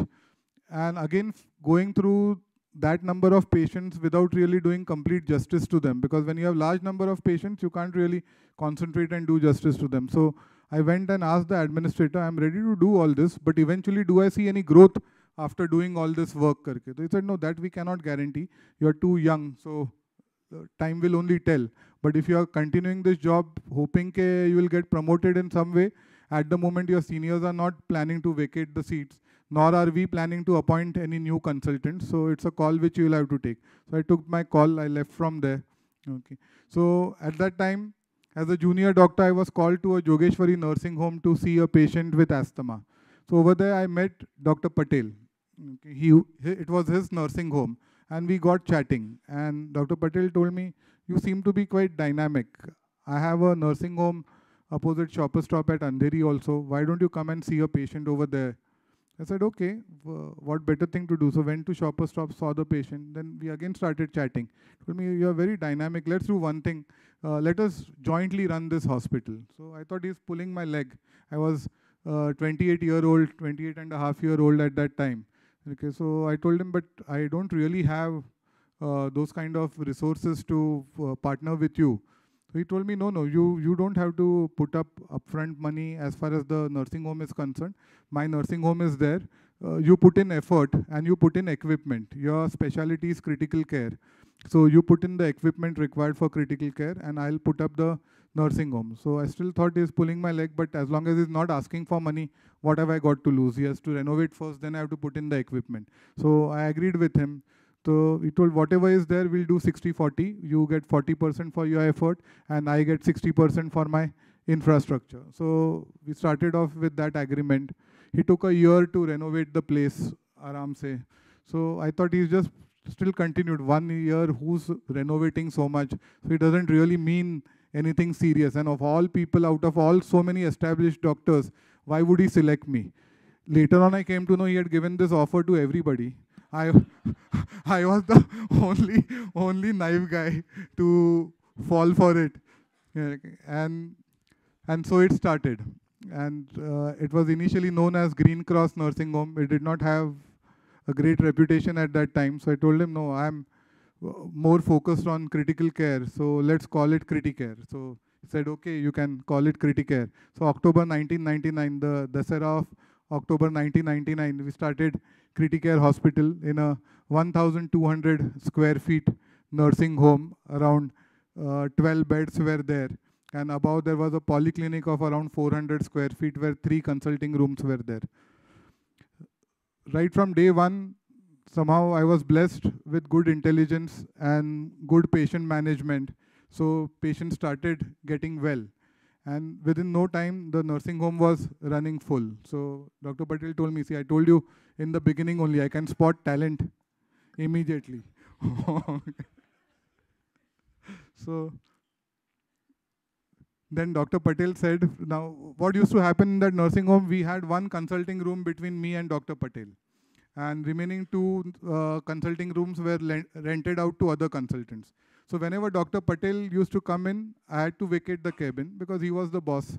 So I could not be there with my patients. Gradually, work was increasing. The number of people coming for my advice was increasing. So whenever Dr. Patel walked out, it wasn't always possible that I had finished my work. But I had to leave till he finished his work. I had to somewhere try and accommodate myself and finish with my consultations. Dr. Patel realized that somehow this is not working out. So he told me, why don't we meet at my CA's office and we'll work out some different arrangement. So I asked him, what different arrangement? So we'll change to a rental model. So I thought, okay, rental model. So I'd done my calculations, 1,200 square feet, 1999, 40-50 rupees square feet. I'll start off with 50,000 rupees rent, at the most settle for 60,000. 50 rupees was a good rent at that time. We sat with Yogesh Bhai, Dr. Patel and his wife were there. We started off with a rent of 1.5 lakh rupees, which was beyond my thinking. 1.5 lakh rupees at that time was 125 rupees per square feet, which is achieved perhaps a few years ago. Okay, so this was 2 decades ago, promising all that, and I had spent a substantial part of what I had earned in Elite in buying equipment for the hospital. So I did not have too much money remaining with me. So Dr. Patel said, no, 1.5 lakh rupees, you're doing well, you'll be able to pay, don't worry. So thought, what is my bank balance? 3 lakh rupees. Okay, so now we're already into third month of operation. So going back and telling people that I'm shutting down because I did not understand the logistics properly would be foolish. So I have 2 months money, let me at least try and work for those 2 months and then let God decide. So I told him, okay, let me give it a try for 2 months. Then Dr. Patel said, yeah, but apart from that, you'll have to pay 6 months rent as deposit. Then Dr. Patel, I'll show you my passbook. I have 3 lakh rupees with which I hope to pay you the rent, 2 months rent. So you'll have to wait for a deposit for some time. So he told me, okay, that's fine. I'll give you 6 months to pay your deposit. Started working hard from that time. Never had to touch that 3 lakh rupees which I had kept aside for those rents. Hospital started doing well. Okay, when you're on your own, I think perhaps the sense of responsibility and enthusiasm is even more higher. To speak crudely, when your ass is on fire, okay, then the best comes out of you. So I'd put my ass on fire voluntarily. Okay, so started working towards it. In 4 months, I gave him the deposit amount also. And Criticare started becoming a successful venture. But Criticare was in a society. So we were always at war with the society. The society likes doctors. At the same time, they hate doctors. So a doctor opposite is fine. The doctor in your building is not somebody welcome. So every time society used to come up with some excuses to try and harass you. So I remember the secretary always had that habit of walking into the nursing home and, "Kidhar hai Namjoshi? Band kar dalega." Okay. Kya nuisance karte baithe ho? So then I would go and tell him, Ashok bhai, full nursing home में इतना तो बेइज्जत मत करो, किधर है Namjoshi?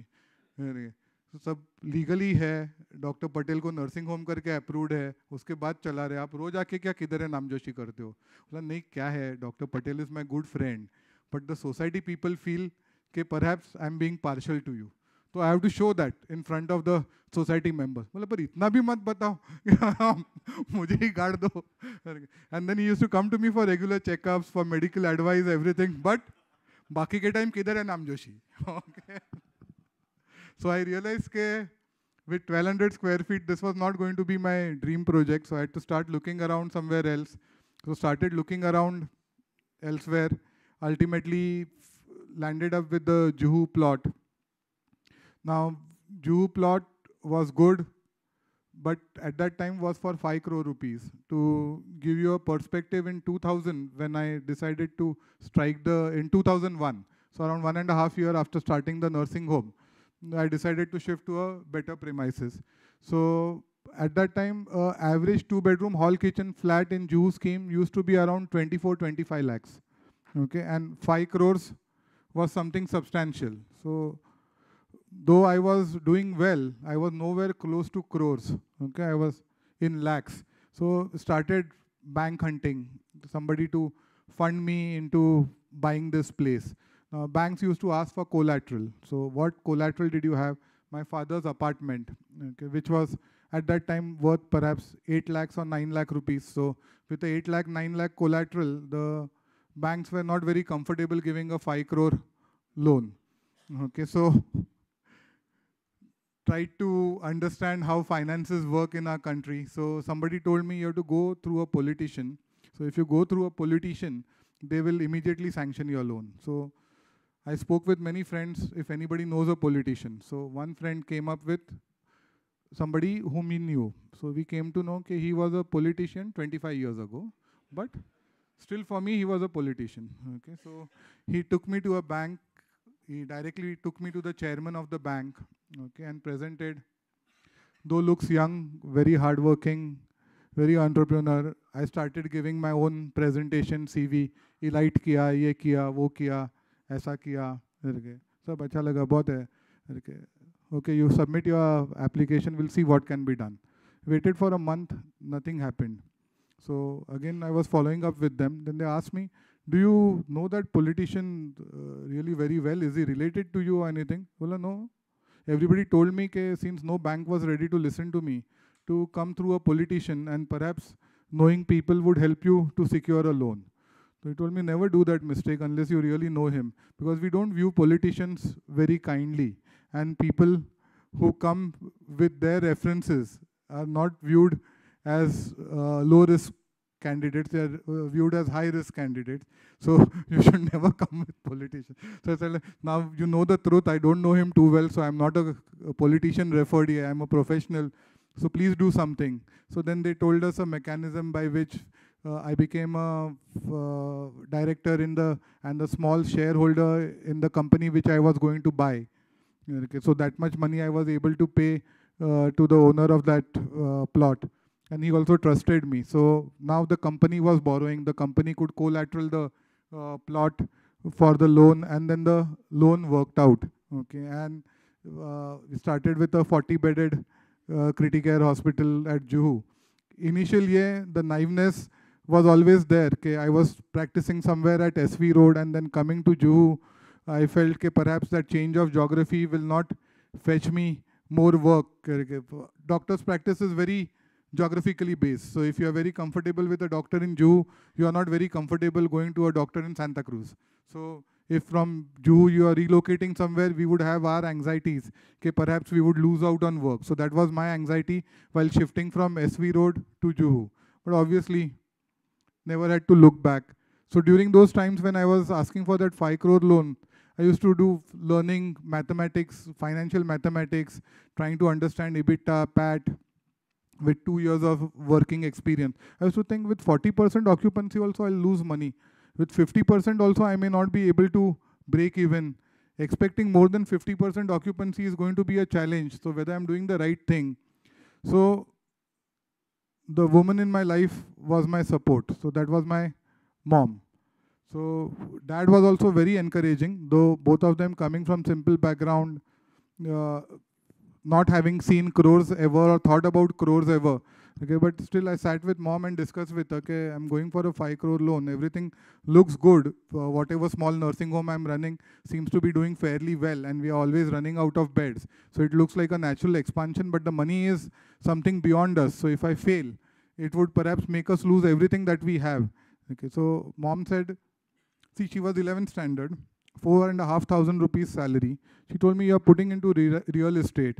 Usually in Mumbai, you can't go wrong with real estate. So even if you don't do well and you take a year to realize that and go bankrupt, your real estate would have appreciated reasonably, whereby at least you would be able to pay up the banks and we would be back to square A. And we are in square A. And we are not having any kind of misgivings about that square A. We have lived 30 years in square A, and square A is something which we are very comfortable with, so don't worry about coming to square A. The other woman in my life at that time was my sister. My sister used to work for LIC. She asked me, why do you want to be so greedy? Why do we need so much money? We were happy in 14,500 rupees. Why do you want to borrow so much money and try and do business? What is the end result?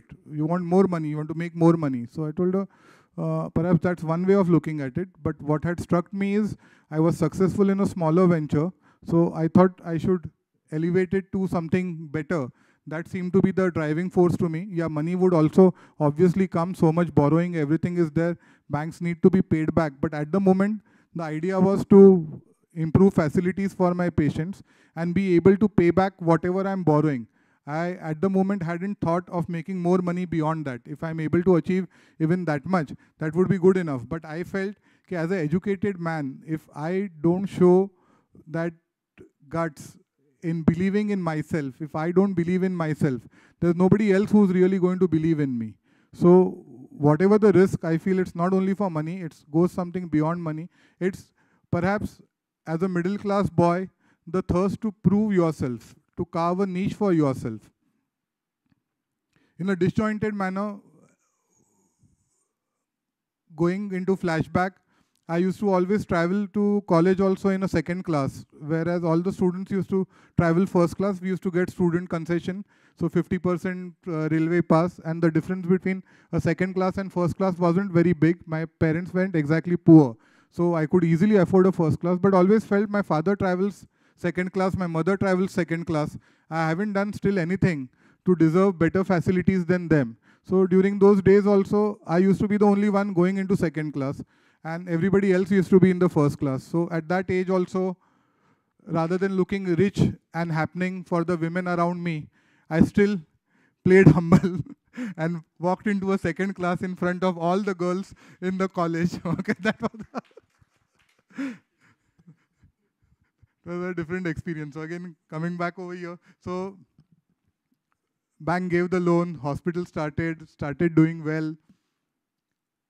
Within no time, these 40 beds also started falling short, and realized that this is not going to be enough. We need more space. So the plot in front was something which I started targeting. Okay, now since we are successful in this geography, let's not change geography. So started negotiating the plot in front. So there was another friend whom I had met in the gym who decided to help me. Okay, and he was a developer. So he knew the tricks of the trade. So he told me, let me help you to forge a deal in the plot in front of you. So he started negotiating everything. Okay. I told him, only the first floor, you don't negotiate. The first floor family is my patient. So they have always been encouraging me to buy off their apartment. So with them, I'll deal directly. Rest all you deal. So one day he called me up saying the deal is done. So we are signing the agreement tomorrow. So I told him, but you haven't even asked any money from me. Okay, and I don't even know how much have you finally agreed for. So how do we sign the agreement tomorrow? Well, no. I and my partner, we will be signing the agreement. We'll take it up. So whenever you have money, you can buy it off from us. So because of that dosti, the 4 crore plot I bought for 6 crores. Okay, so I paid for that dosti. Okay. The first floor family, I started negotiating. The initial price with which they had come to me. Why I'm telling you all these are for a middle class entrepreneur. These are the challenges. You don't have to have big challenges. All these small things become challenges when you have no capital in your pocket, nobody to really guide you or explain to you. The family quite comfortable in their comfort zone.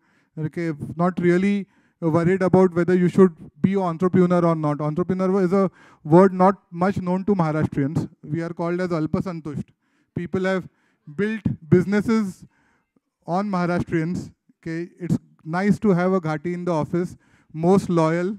Okay, he will not steal money. He'll be honest. He'll work hard. So from that to change roles was a challenge. So I started negotiating with the first floor guy. He said, yeah, nahi. By that time he had got the hint of it that somebody is buying the building. So he told me, yeah, I will definitely sell to you only. So from 40 lakhs, he told me, my son also wants a separate apartment. Karke. So from 40 lakhs, we negotiated to 70 lakhs. So now he said, no, but my wife says she also wants to be independent. So flat for the wife. So we renegotiated to 1 crore. Now, he came up with various excuses. So the 40 lakhs deal, ultimately we closed for 1 crore 75 lakhs. Okay. So the final plot of that, the cost of that plot came to 8 crores. That road usually at that time had plots of those size for 4 crores. So I was almost paying exactly the double. Okay, and I was thinking, why the hell am I doing that? Instead of that, I can just go and buy 2 plots for that much money. But plots are easier said than available. So you did not have it, tried hunting around for 2 plots which I could pay for 8 crores and buy them, but there were no plots available. And again, that geography in mind, already a successful venture, so just expanding it. So ultimately bought it for 8 crores with friends, with known patients, with all their good offices being used. So I bought that 4 crores for 8 crores and then started constructing. Then one day as the construction was going on, suddenly I got a call from the architect saying, there's a stop work notice for your hospital. I said, okay, why? What happened? Bola, no, this plot has been sold to somebody else. Bola, don't joke. Bola, this is not the type of joke which I'll be very comfortable with. He told me, no, doc, I'm not joking. There's another fellow over here with an agreement saying this plot has been sold to you. Now, went back, saw what is going on. So I realized the gym friend from whom I had bought the plot for 4 crore rupees hadn't paid around 20 lakh rupees to the original owner. citing various kinds of deficiencies in the agreement which had been executed. So that is why the father-in-law of that seller was a big shot advocate who devised a method of getting his money back. So he sold to one of the rogue developers based on a MOU, the plot to him in 21 lakh rupees. And that developer had connections in BMC and they issued a stop work notice. Okay, and I was sweating it out, already having paid to through the nose for the plot. I went to my friends, Wala, what is this? You haven't paid this. Wala, no, they have been giving us legal notices for 6 months, but we thought we'll sort it out. Wala, so sort it out now. It's a matter of money. Wala, no, but your property has appreciated so much now. So why do you want us to pay? You only pay up. So ultimately, after a lot of haggling, out of that 21 lakh rupees, they forwarded 14 lakhs. I paid up the balance 7 lakhs, and the deal happened. Yeah, I'm just wrapping it up. Okay, so I've told it. So obviously the hospital kept on being successful. We were falling short of space. So tried to negotiate neighboring buildings. Everybody thought Criticare is successful. Hike up the prices to 5x, 6x, where it was not workable. So then went to Andheri East, bought a plot in 0.5x. Okay, Andheri East started becoming successful. Then started realizing that now perhaps we have learned scalability and all, and we can do something bigger. By then, private equity investors also started approaching us. Banks started approaching us for easy funding, partnering with them, and making the story bigger. After listening to their terms and conditions, I thought, okay, I'm giving up my ownership and becoming an employee without me realizing I've become an employee. So I thought, okay, it's better at this moment at least to do whatever I'm personally capable of doing. By that time, Masuma had joined hands, and since the time Masuma joined hands during the second building of Jew, we never had to look back. That Vidya Balan movie got magic touch. so now I had a genuine partner in crime to look after. So I would like to change that. In front of every successful man, there is a very capable woman. She leads from the front. Okay. So when a husband says that, it perhaps sounds very condescending and perhaps a fear factor, घर पे जाके उसको ही face करना है करके. It's none of that. I mean it in all honesty. कि Masuma has been the visionary behind our growth story, has more than confidently handled all responsibilities. Okay. Today I continue being a practicing doctor, whereas she is our boss. She looks after everything. She knows accounts. She knows all the interiors. She knows staffing. She takes care of everything. So I have a very peaceful life. I go and work for my OPD timings. I take my indoor rounds and come back and watch Netflix. Okay. So with this, we zeroed in all the Malad property, started invested in the Malad hospital. In the meantime, we got a good opportunity at Kurla, where a 2 lakh square feet established hospital was being sold. So in the middle of the Malad deal, God blessed us with a 2 lakh square feet, 250 bed hospital, expandable to 400 beds. So was able to buy it cash down. All properties have been bought. Okay, so none of them are on the rental model, and also all of them have been capital intensive. So that journey from gas and electricity to buying 2 lakh square feet at your whims and fancies, okay, was a big transformation whenever I look back. That perhaps is the message. Like initially also during in the doctor community, they felt that there must be somebody behind it. At that time, at a young age, I started treating Bala Sahib Thackeray. I was treating film producers, film directors. So I was being seen in their company very frequently. So everybody thought that perhaps it's their money and I'm just the front man. And the first plot was purchased from a developer called Lakdawala, Yusuf Lakdawala, whom we lost recently. So at the end of the construction, he put a placard over there, a Lakdawala project. And coincidentally, at that time, there was a Ijaz Lakdawala, a dreaded smuggler. Okay, so majority of my doctor colleagues decided that all Lakdawalas are smugglers. So So whether it is Ijaz or Yusuf, all are smugglers. So this is basically a underworld ka hospital. Okay. So I initially from my seniors had resistance thinking that I'm in some way dabbling around my hands with the underworld, which was a surprise because nobody could believe somebody coming from middle class with no background, no capital could actually buy these kind of ventures and make them successful. So everybody thought there must be some secret behind him. Some skeletons will ultimately fall out from the cupboard. Karke. When no skeletons were falling out, they created their skeletons. Okay, so they looked at everything wherever they could make skeletons, they made those skeletons.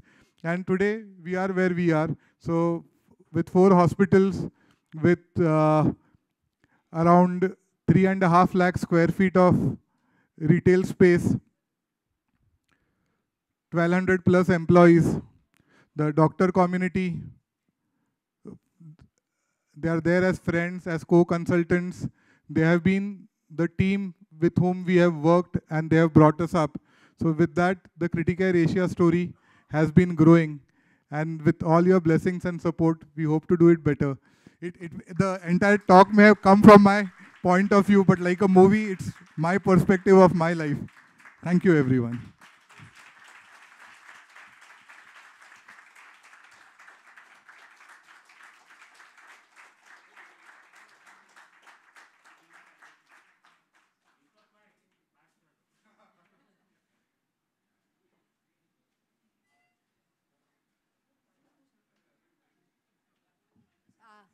I know we are overshooting time, but please, you can get a refill, and I will invite Mr. Khanna to come onto the dais, right?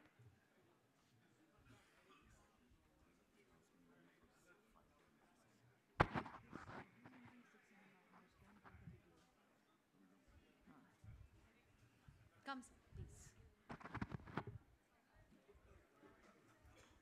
People are taking a little break, I think. Of course. I'm just joking. Yeah, engineers understand the value of time. He's an engineer. He's an engineer. He truly is the sweetest one. No, I will not 20, 15 or lesser. Should I get you a drink? No, I was just wondering, should I start or should I wait for the people to come in? Just wait for 2 minutes, yeah? 2 minutes. Maybe if people are getting a drink, they'll come back in, right? Yeah, but they are having photographs outside.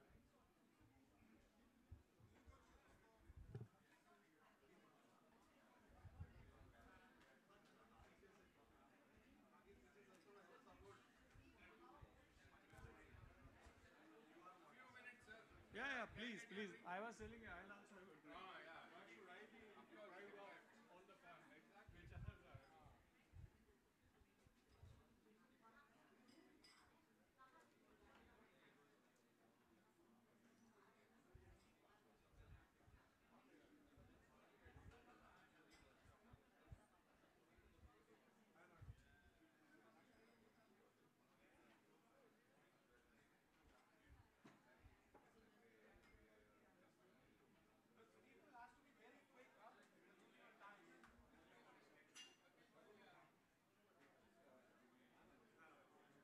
I'm also going to give you company from here. Yes. Sir Do you want a hand mic? इतना polite मत बनो club में थोड़ा जोर से या तो मैं बोलता Well, you know, they are friends. Can can I have attention, please, from the people on the right side, on the back? Can I request attention, please? So I also have a glass of wine. I said, why should everybody else have a fun? I also would like to enjoy it. And it's very rare to present a journey with a glass of wine in hand. And I'll try to do justice to that. My friends are having pani puri outside. Let them enjoy, but I'll start. I'll just request Anil and people behind, if you can take your seats, please. Particularly in that corner. Yes. What I will do is, this table is slanted.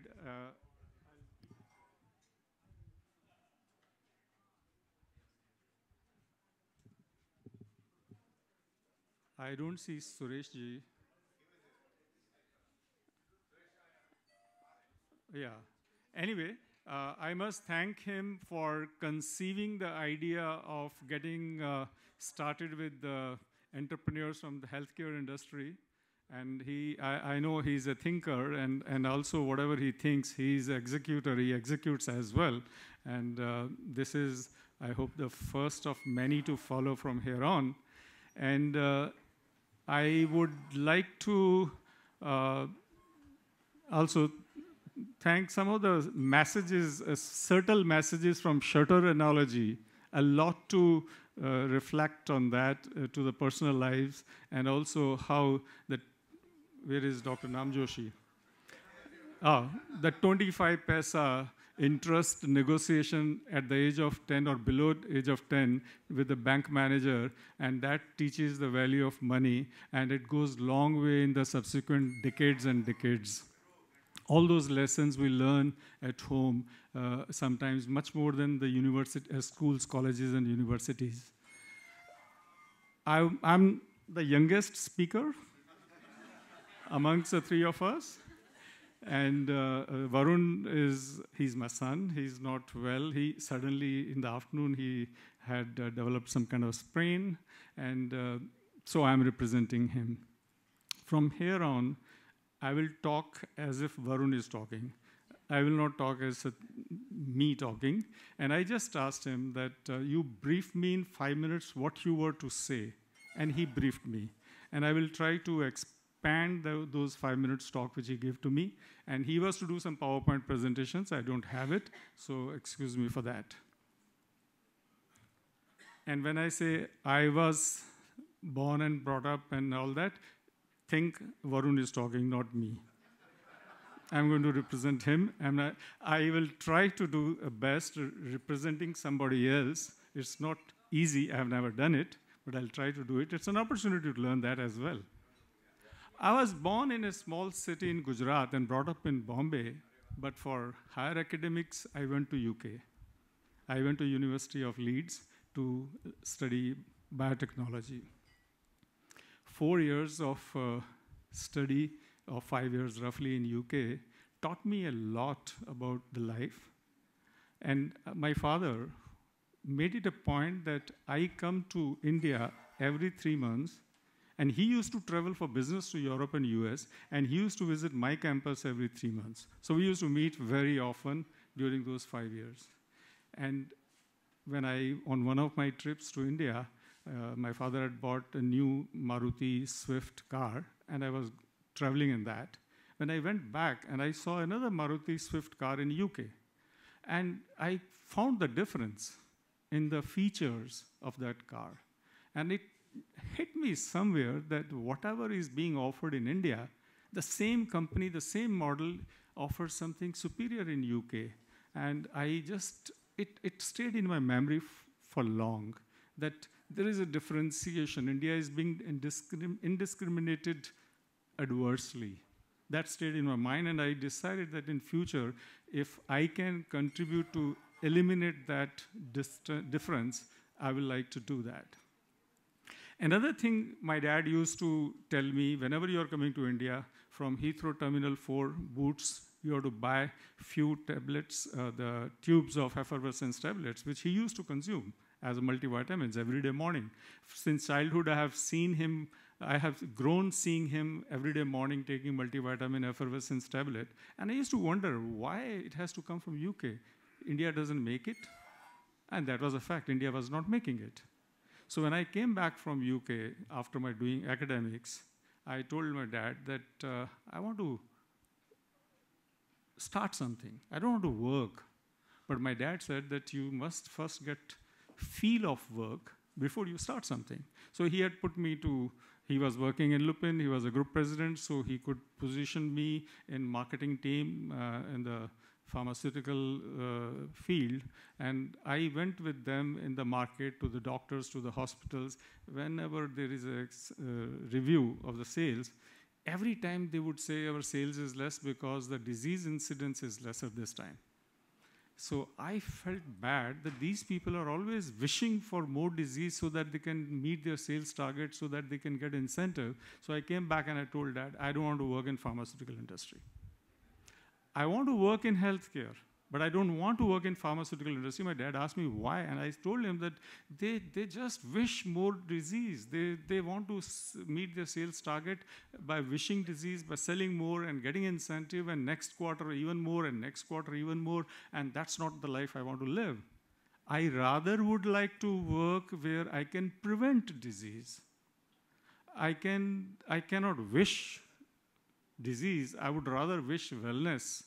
So that gave me an idea that if I have not to work in the pharmaceutical and I have to work in the healthcare sector, so then I have to devise a business model which also ensures that there's a large population. Larger population is a healthy population. I addressed that.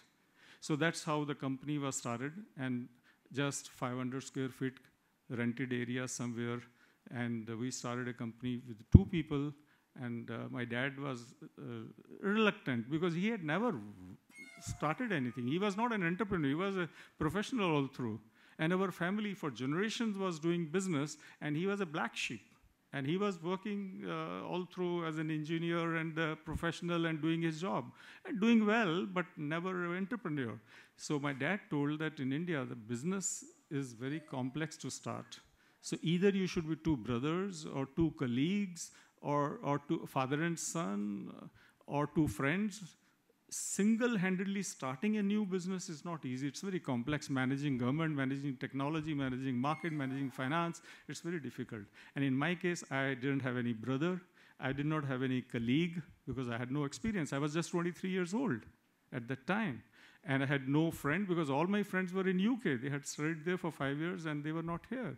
And my father was working, so I didn't have opportunity to take him as a partner with me. So my dad got me somebody with whom I could start the company, and we together in a rented office started and and my father told me that first you write down, not just think, write down what do you want to achieve. So what is the big dream you want to achieve? So the dream we wrote, and till today we are living up to that dream, is that we will create one of the finest company from India. Mark the words, from India. It's not only for India. From India in the field of wellness, no pharmaceuticals, no treating, no curing. In the field of wellness, one of the finest company from India in the field of wellness is what we will do, and anything which falls outside this, we will not touch, we will not do. And the last 10 years or 11 years journey, we have started, and also we decided that we will not do anything which is copy-paste, which is copying somebody. So we'll create our own products, our own technology, which is unique. So the last 10, 11 years, just a summary of what we have achieved in this period is that we have products in 35 countries. We have one of the largest manufacturing facility for effervescence products in this part of the world. India used to import. I used to bring from Boots multivitamin. Our company today exports multivitamin effervescence to UK. And in our own brand, Fast&Up brand goes there.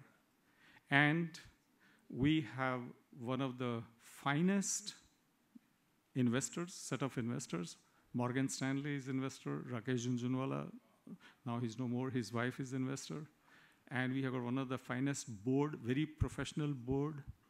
We have one of the finest set of brands.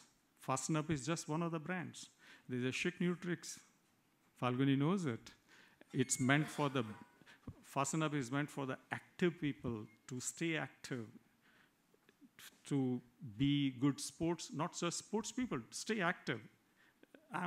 My dad is an active person. He's not a sports person, but he also consumes Fast&Up because he wants to stay active. And Chic Nutrix is for women. What do women need? Not apart from the disease cure. They want to look good, They want to feel good.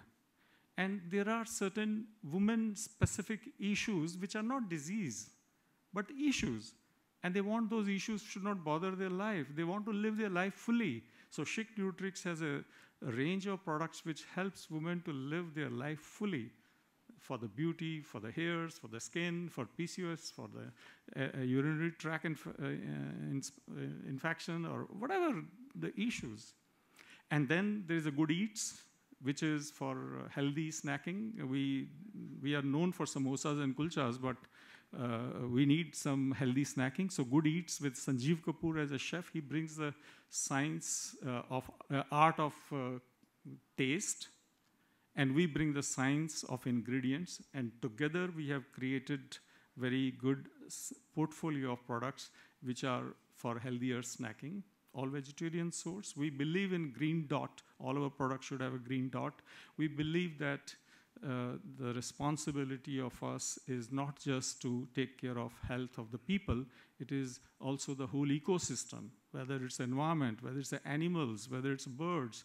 And we as a company try to take care of everything there. So that's why we have all our products green dot. We also are not just the vegetarianism, we are also promoting products which go for vegans. Soon you will see non-dairy milk coming from Fast&Up. It's only days away or weeks away, not months or quarters away. You will see that. Because we foresee the future, the environment protection, we have to take care of animals. The regular milk is a cruel milk. My dad keeps taking lassi, paneer, dahi. He's from Punjab, so he enjoys ghee and everything, parathas, but that's made out of cruel milk. The cow and buffalo, they don't give milk for us, they give milk for their calves. And the way the cruelty is done when the milk is commercialized, we want to see that veganism is increasing, so we participate in that. So we have got a range of products. We have got a brand ambassadors, one of the finest. Varun Dhawan is a brand ambassador for active living, the Fast&Up, and Shilpa Shetty for the women's Chic Nutrix, and we have got a Sanjeev Kapoor for the healthy snacking. So we have chosen the best of the investors, best of the board, best of the team. We have got a very strong professional team in place. I'm still young, I'm still 30, early 30s, but our team is, and also we have got an entire team of young age. If you come to our office, you will see most of the people, including our chairman, who happens to be my dad, he also comes in half pants into office. So that's our dress code. And that's a kind of culture we have created in our office.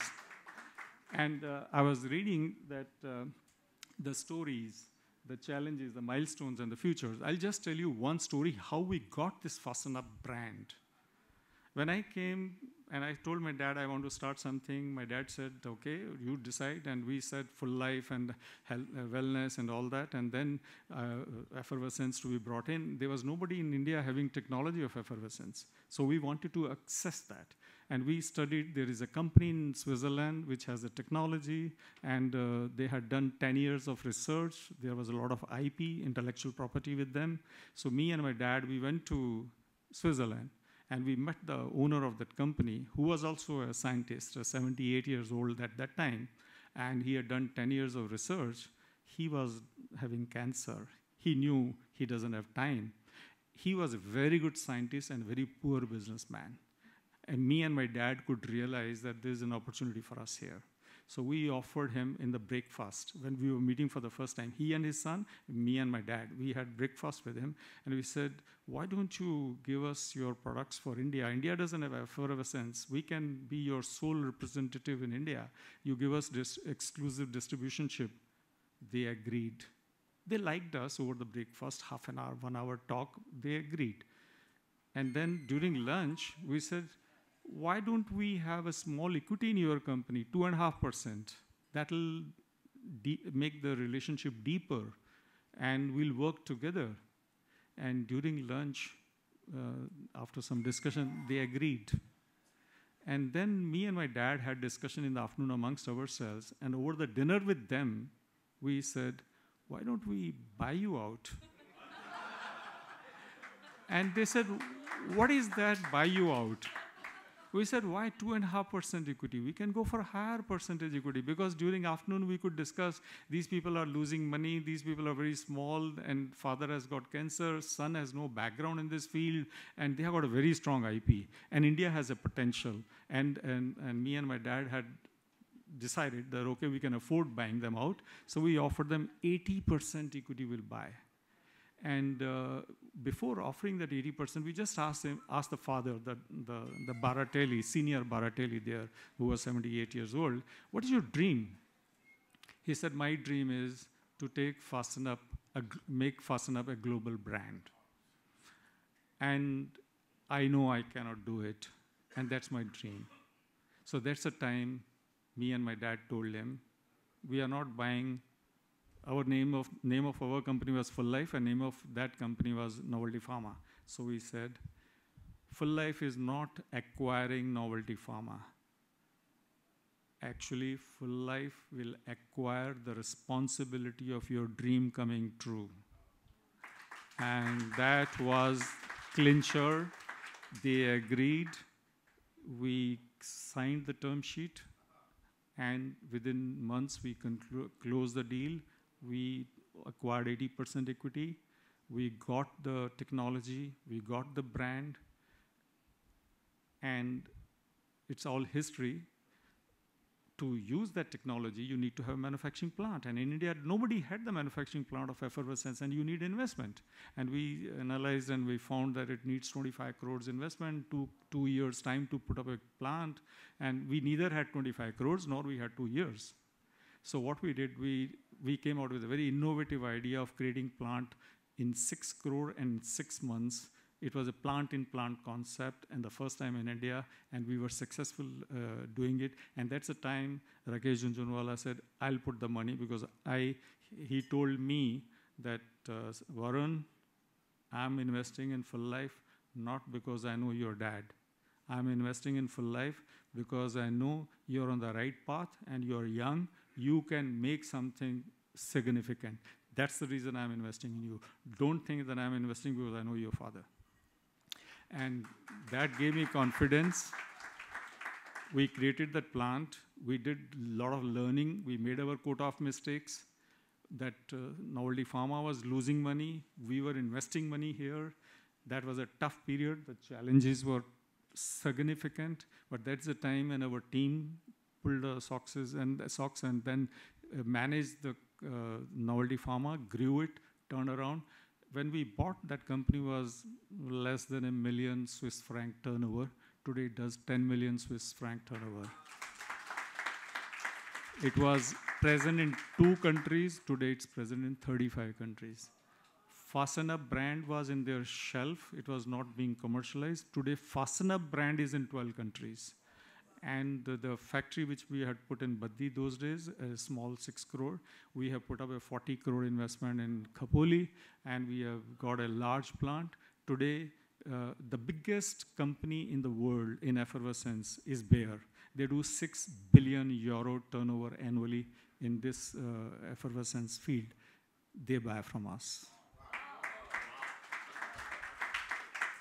So the future is, so we had a lot of challenges. It's not easy journey, but we maintained that journey might have got rough patches on the way, but the goal stays same, the dream stays same, the destination stays same, and the destination is we want to be one of the finest company from India in the field of wellness products.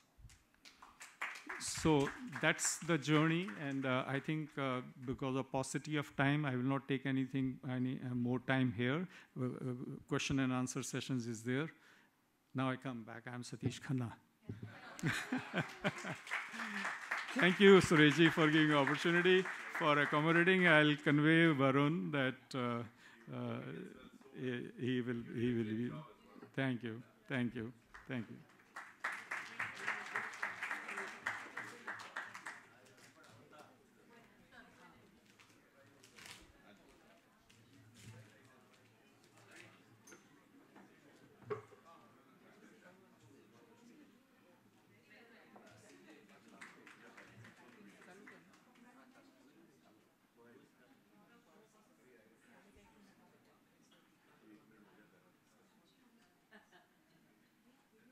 Suresh ji to introduce him quickly before we can ask him to come. I told you there will be a surprise package also. The economics of business, we saw how the doctors and how Satish's son have successfully marshaled their time, effort, and done such a great job. But everyone has a social responsibility. This is dawned in almost every successful businessman and successful professional.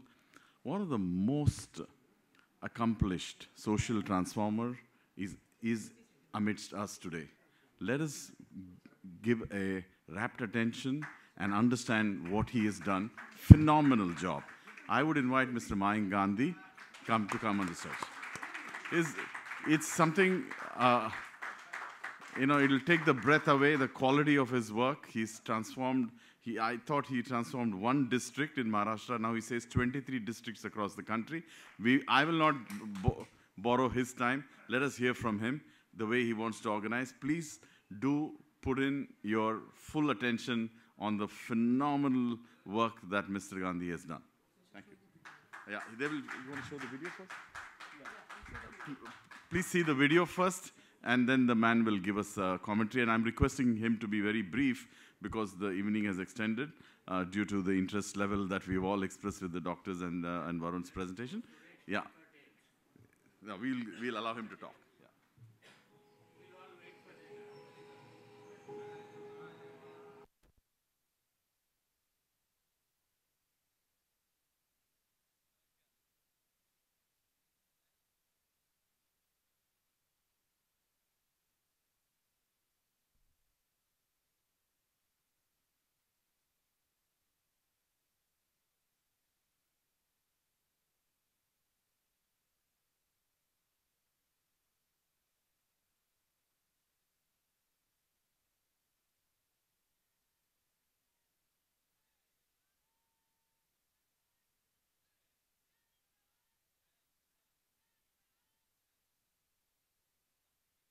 कहते थे कि the soul of India lives in its villages. जब मैंने देखा कि सबसे ज़्यादा suicide Marathwada में हो रहा है, उसकी वर्स्ट अफेक्टेड डिस्ट्रिक्ट बीड है और उसके अंदर परली तालुका जो है 106 गांव का, इंडिया का वाटर के एवरेज इरिगेटेड एरिया इज 40%, परली का 1.72% है और ये एरिया ऐसा था कि यहाँ पे 3,500 रुपया मंथली इनकम थी टिपिकली और डिप्रेशन में थे, पूरी जनता डिप्रेशन। तो इतनी पॉवर्टी थी, इतना डिप्रिवेशन था, कोई हेल्प नहीं था और 8 साल में 6 ड्रॉट हो चुके थे। मैंने कहा अगर इस एरिया को मैं बदल सका तो मैं देश बदल सकता हूँ। जैसे अपने शरीर के अंदर 70% पानी की मात्रा होती है, वैसे यहाँ के प्रॉब्लम भी 70% पानी के कारण है। हमारा काम यह है कि दौड़ती हुई नदी को चलना सिखाना है, चलती हुई नदी को रुकना सिखाना है और रुकी हुई नदी को जमीन के अंदर परकोलेट सिखाना। अप्रैल 15 से लेके मई के एंड तक का हमारा एक बहुत बड़ा प्रोजेक्ट हमने किया। लोगों को तैयार कर दिया, गमेला, पावड़ा सब लेके। सुबह 5 साढ़े 5 बजे हमने सब घर के ऊपर बाहर ताला मार देते थे और सबको बाहर निकालते थे। बोलो चलो अब घर में कोई नहीं जाएगा। और 45-48 डिग्रीज का टेम्परेचर, सुबह 9 बजे तक काम करते थे वो 3 घंटा और शाम को 6 बजे से रात को 1-1.5 बजे तक काम करते थे। यानी it became like a festival of changing their lives.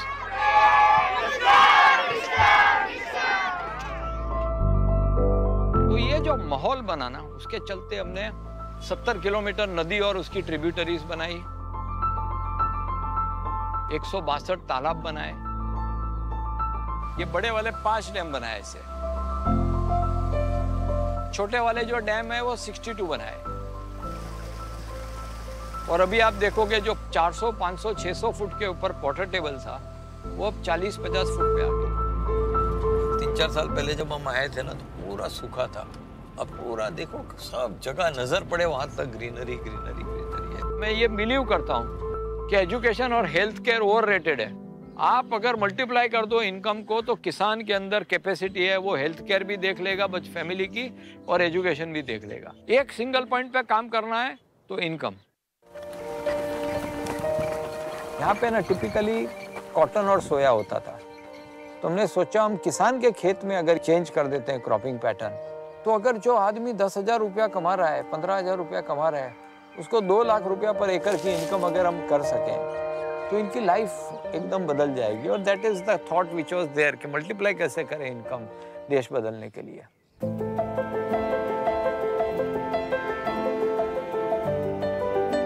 अब फ्रूट का ट्री लगाना ये कोई रॉकेट साइंस नहीं है, ये कोई हमने डिस्कवर नहीं किया कि फ्रूट के ट्री लगाओ और जैसे कोई वर्ल्ड चेंजिंग कोई डिसीजन लिया। लेकिन मुझे फ्रूट प्लांटेशन के अंदर 3 गैप्स दिखे। पहला गैप ये था कि जो फ्रूट का प्लांट होता था ना, उसकी क्वालिटी ठीक नहीं होती थी। तो हम इंडिया में घूम के best quality of planting material, उनको सैपलिंग्स वगैरह ला के दिए।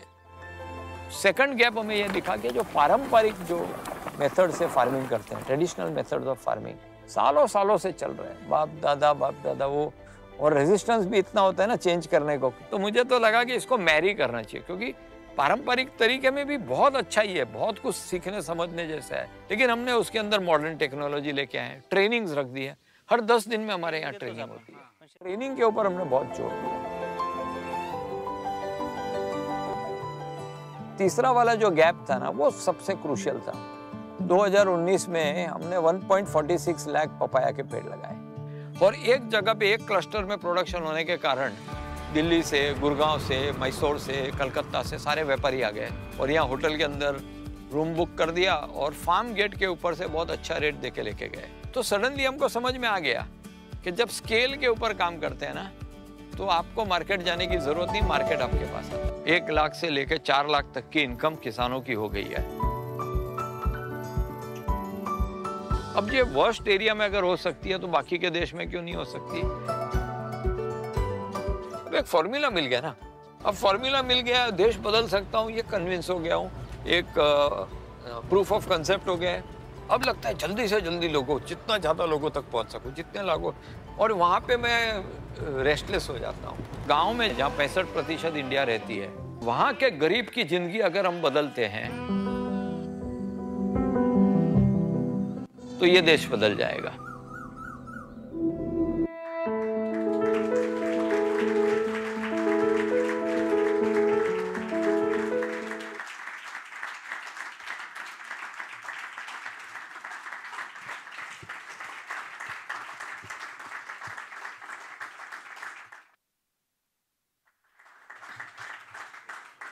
Thank you so much. Yeah, that will be better.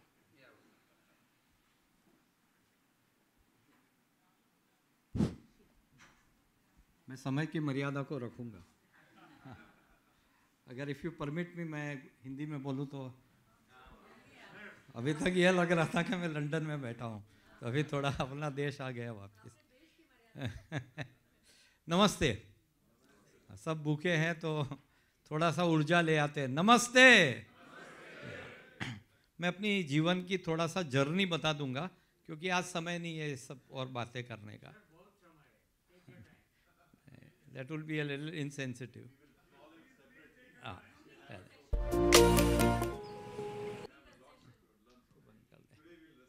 Yeah, we'll restrict it. जी, मैं एक इंटरनेशनल अर्बन प्लानर था और 23 देशों में कंसल्टेंसी करता था। और जब बाहर रहता था तो लोगों की ज़िंदगी देखता था तो ये लगता था कि वहाँ के जो कॉमन मैन है वो बहुत डिग्निटी से जी रहे हैं। तो मुझे लगा इस देश में मैं वापस आके कुछ अपना काम करूं। और फिर मैं आया और मुझे ये समझ में आया कि अगर थोड़ा मारना ही है तो ऊपर से मारना चाहिए, पॉलिटिकल रिफॉर्म्स के ऊपर वर्क करना चाहिए। और अन्ना जी के साथ मिलके मैंने राइट टू इन्फॉर्मेशन ड्राफ्ट किया और बहुत सारे कानून किए। इसके बाद 2011 का मुझे याद है कि इस तरह की एक बड़ी मीटिंग थी, उसमें मैं चेयर कर रहा था और केजरीवाल जी थे, he was one of the speakers. तो उन्होंने मुझे कहा कि मैं, शांति भूषण, प्रशांत भूषण, संतोष हेगड़े ने एक कानून ड्राफ्ट किया है भ्रष्टाचार के विरुद्ध, तो इसको एक पब्लिक मूवमेंट बनानी है, तो can you take the lead in Maharashtra, Gujarat, Goa et cetera. तो मैंने मना कर दिया। मैं कहा कि उस समय मेरी जर्नी अंदर थी, सेल्फ रियलाइजेशन की तरफ जाता था, 6-6, 8-8 घंटा मेडिटेशन करता था। तो मैंने मना कर दिया, पर केजरीवाल बिंग केजरीवाल, उन्होंने डिक्लेयर कर दिया कि Mayank will be leading the movement in this part of the country. फिर मैंने बोला भैया तेरा फेस देख के तो देश खड़ा होगा नहीं, और मैंने उसका और अन्ना का मीटिंग करा दिया। एंड नाउ यू नो, आप ये सब हिस्ट्री है कि how the India against corruption movement became one of the largest movement after in independent India. थोड़ा मैं स्टोरी को इसलिए कहता हूँ कि उसका एक पर्सपेक्टिव आएगा। उसके बाद वो मॉर्फ हो गया एक पॉलिटिकल पार्टी में, आम आदमी पार्टी। और 2014 का मुझे याद है, मोदी जी जीते थे सेंट्रल इलेक्शंस और राज्य के बाद राज्य जीत रहे थे। तो मैंने प्रेस कॉन्फ्रेंस लिया और मैंने कहा कि अश्वमेघ का घोड़ा मैं रोकूंगा दिल्ली में। और फिर दिल्ली में जो हुआ, आपको सब हिस्टोरिकल हुआ, 67 सीट जीत गए। और उसके बाद ये लगने लगा कि कहीं ना कहीं हम लोग मार्ग भटक गए हैं। एक पावर ओवर प्रिंसिपल, सत्ता ओवर सिद्धांत, और जिस प्रकार से देश बदलने को आए थे, new political language, new political narrative, new political culture, उसके बदले में हम मायावती और मुलायम बनने जा रहे थे। और मैं बड़ा अनकंफर्टेबल था। और ऐसे ही मैं आई कुड रिकॉग्नाइज के ये मैं इसके लायक नहीं हूँ। पॉलिटिक्स काम की चीज़ है, डेमोक्रेसी में होनी भी चाहिए, पॉलिटिकल पार्टी होनी चाहिए, लेकिन उसका जो एक माइंडसेट होता है वो मेरा माइंडसेट नहीं था। ओशो कहते थे कि लाइफ में पॉवर्टी भी है और रिचनेस भी है, तुम्हें चूज़ करना है। और मुझे लग रहा था कि पॉलिटिक्स एक्सट्रीम पॉवर्टी है। तो मैंने 2015 में राजकारण टोटली छोड़ दिया। फिर मोदी जी के वहाँ से फ़ोन आया, राहुल का खुद फ़ोन आया। मैंने बोला भैया कोई गलती हो गई तो मार लेना, लेकिन पॉलिटिक्स में वापस मत बुलाना। लेकिन वो डिज़ायर तो था कि देश को कैसे बदला जाए। यानी I always kept on thinking I want to change the country. ऐसा छोटा मोटा कोई एनजीओ काम करके, कुछ करके, प्लास्टिक ये करके, ये आई फेल्ट कि the size of the problem is too large for the solution to be meager. The size of the solution has to be much larger than the size of the problem. तो और मुझे ये समझ में आ रहा था, इस देश के अंदर जो भी बड़े चेंजेस हुए हैं ना, ये मूवमेंट से हुए हैं। ये मिशन करते हैं, प्रोजेक्ट्स करते हैं, ये सब सेल्फ ड्रिवन हो। मेरे लिए मैं कर रहा हूँ, मेरा टारगेट मेरा ये। लेकिन आप हेडोनिज्म को छोड़ के देश के लिए, दूसरों के लिए काम करोगे तो वो मूवमेंट फॉर्म में ही हो सकता है। फिर वो गांधी जी का मूवमेंट हो, या इमरजेंसी के विरुद्ध मंदिर मंडल, या लेटेस्ट अन्ना मूवमेंट। लेकिन अभी तक जितने मूवमेंट हुए ना, ये सारे मुर्दाबाद मूवमेंट हुए। It's like wanting to break a building without having the blueprint and the plan to make a new one. तो बड़े नेगेटिव मूवमेंट्स हुए। और मैं ये सोच रहा था कि मैं हिंदू हूँ, तो हमारे में सोचते हैं 84 लाख जन्म के बाद मनुष्य का शरीर मिला है। तो ये लाइफ तो ये पर्पसलेस, मीनिंगलेस लाइफ जीना, फैमिली, फ्रेंड, पैसा, ये मुझे लगा बहुत रिस्ट्रिक्टिव लाइफ है। इससे बड़ी लाइफ हो सकती है। और 0 साल से 1700 साल तक हम लोग सोने की चिड़िया थे। We are 33% of the global economy, 30% of the global trade. और आज हम लोग 3.28 ग्लोबल इकोनॉमी है, 0.8% ग्लोबल ट्रेड है। तो मुझे लगा कि अगर बदलना है तो कोई बाहर से नहीं आने वाला है, ये हम ही को करना पड़ेगा।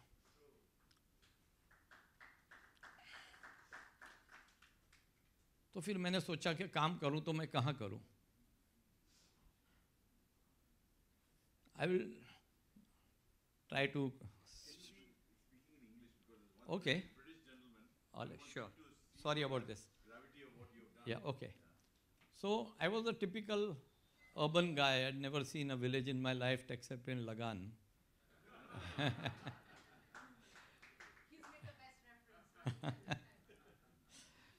So, and I felt that over 60% of India lives in villages, and it's best that if I can transform villages, that's the only way that I can transform this country. So I thought, which is the worst place to go to? So the highest farmer suicides were in Marathwada. The worst district in Marathwada was Bid. And in that district, there were 2 talukas which had a lot of farmer suicides, extreme miseries, poverty, Asti and Bid. But then I heard that Bid is the Munde family area and there is lawlessness and guns and swords. So I said, this is the place I will work. Because if I can change this, then I can change the nation. So I went and started working there. And typically management guy, I'd never seen a village. I was an urban guy. People go from village to city to globe. I went the other way around. And I was sure I wanted to do that. I did not know Marathi. And I sold my house in Mumbai. And I started living in the villages. And like a typical management guy, somebody up there is driving it. Nothing to do with me. Yeah. So, what was that? Sorry. So I went there like a typical management guy. I thought I knew everything. And just a bit of fine-tuning and I will be able to transform villages. So it took me 3 years to understand that I know nothing. And I had to first unlearn before I started learning. I started working in the villages, staying with them, started understanding a lot of things. And we were working initially in 106 villages, 15 in a very focused way. I'll just give you a 2-minute story. There was a village called Revli there, a small village. And typically, the meetings in villages take place in the temple premises. And I was speaking with my broken Marathi. And while I was speaking, somebody was speaking over me. So I got very irritated. And I said, at least don't drink and come to the temple premises. But post the meeting, I felt maybe I should not have said that. He must be somebody's brother, somebody's uncle. To publicly humiliate him was not a good thing to do. But the Sarpanch took that very seriously. And at that time, what used to happen, that people used to come to listen to me. But most of them were men. And without music and without female, you can't do a movement. So I felt I should not have said it, but the Sarpanch took it seriously. In the evening, he went to a liquor shop. They make those illicit inside the ground.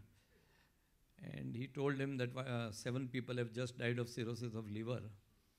And at night, people are drunk and sleep on the roads. Women had started drinking. 10-year-olds were drinking. Why don't you stop selling liquor? I don't know what happened. It was Sandhya Kal ka time tha.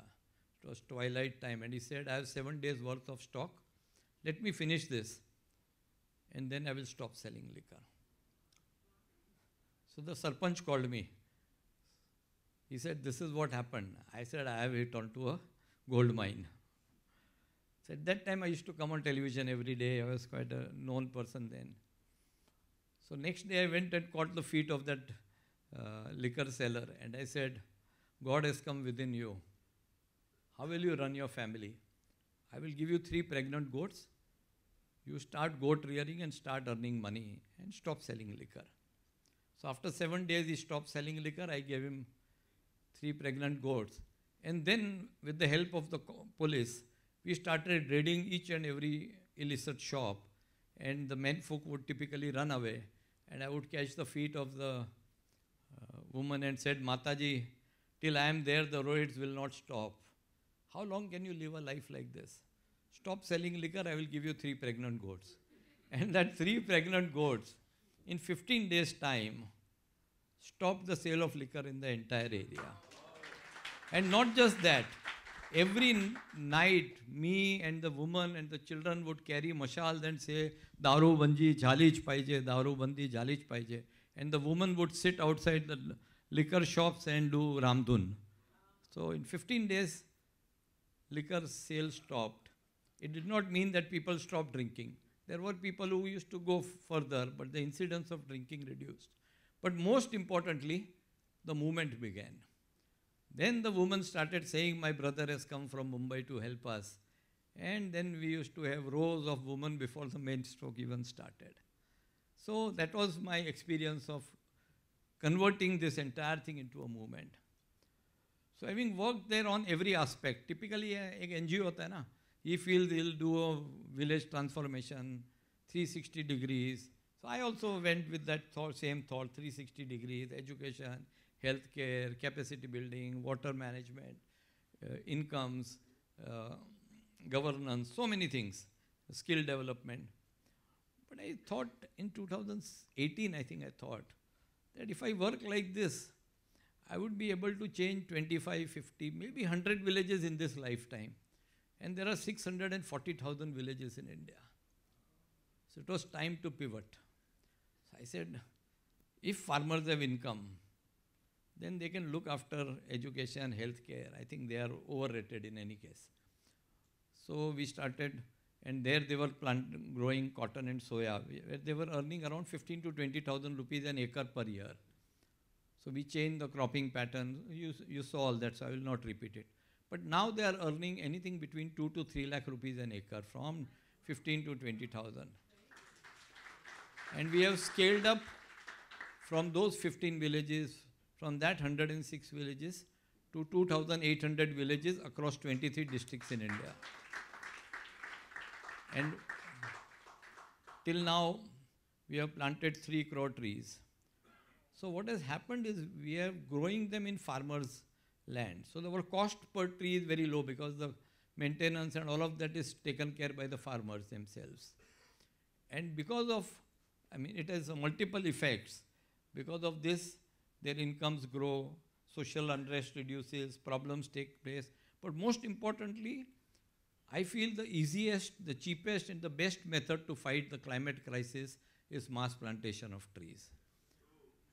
And in Parli, in that place where we had 6 droughts in 8 years. In the last 4 years, it's raining like Cherrapunji. So the greenery attracts more monsoon, and the monsoon gives more greenery. So that's virtuous cycle has started. So now I'll final one point, and then I will cease talking. So I used to think that where does poverty emanate from? So when we are flying and we look down from the window, we'll see these small jigsaw farms, small. That is where the poverty comes. Because in every generation, there is fragmentation of land. And the size of the land becomes so little that you cannot look after your family. So you come to cities, you stay in slums. So urban poverty, rural poverty, everything starts with fragmentation of land.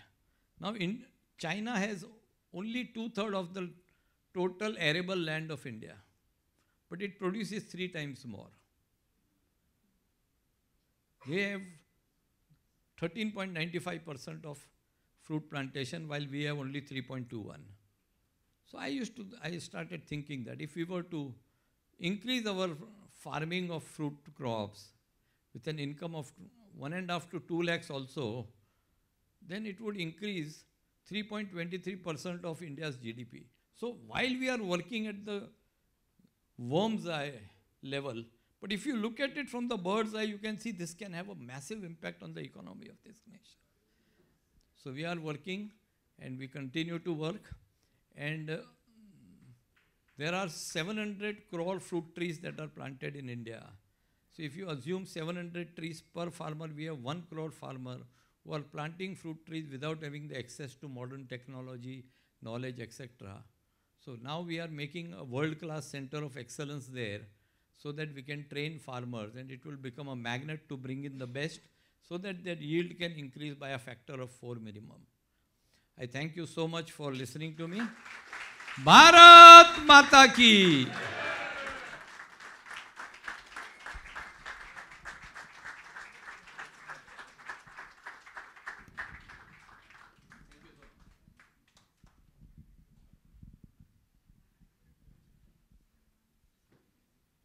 I think because we have run out of time, so we would like to call it a night and not have a Q&A session.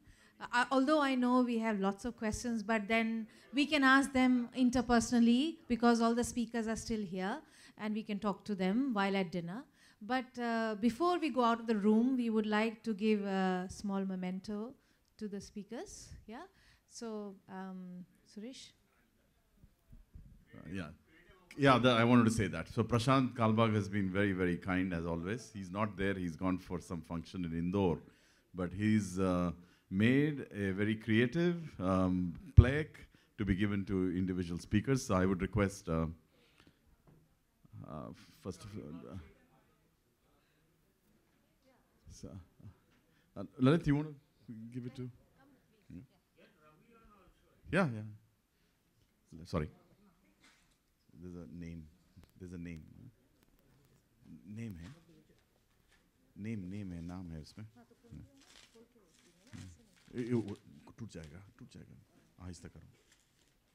It's very fragile. So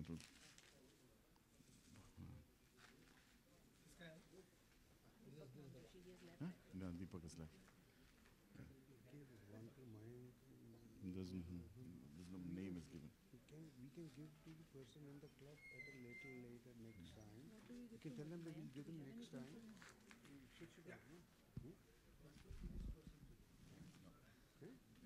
Name is written. Actually, naam. Yeah. This is Sanjay. Please accept a memento on behalf of all of us here and for a wonderful, wonderful journey.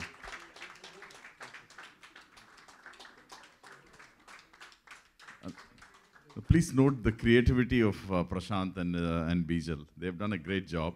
They've made a goat, but here goat is indeed is greatest of all time. Yeah. This one is for Mr. Varun Khanna. Satish ji, please come.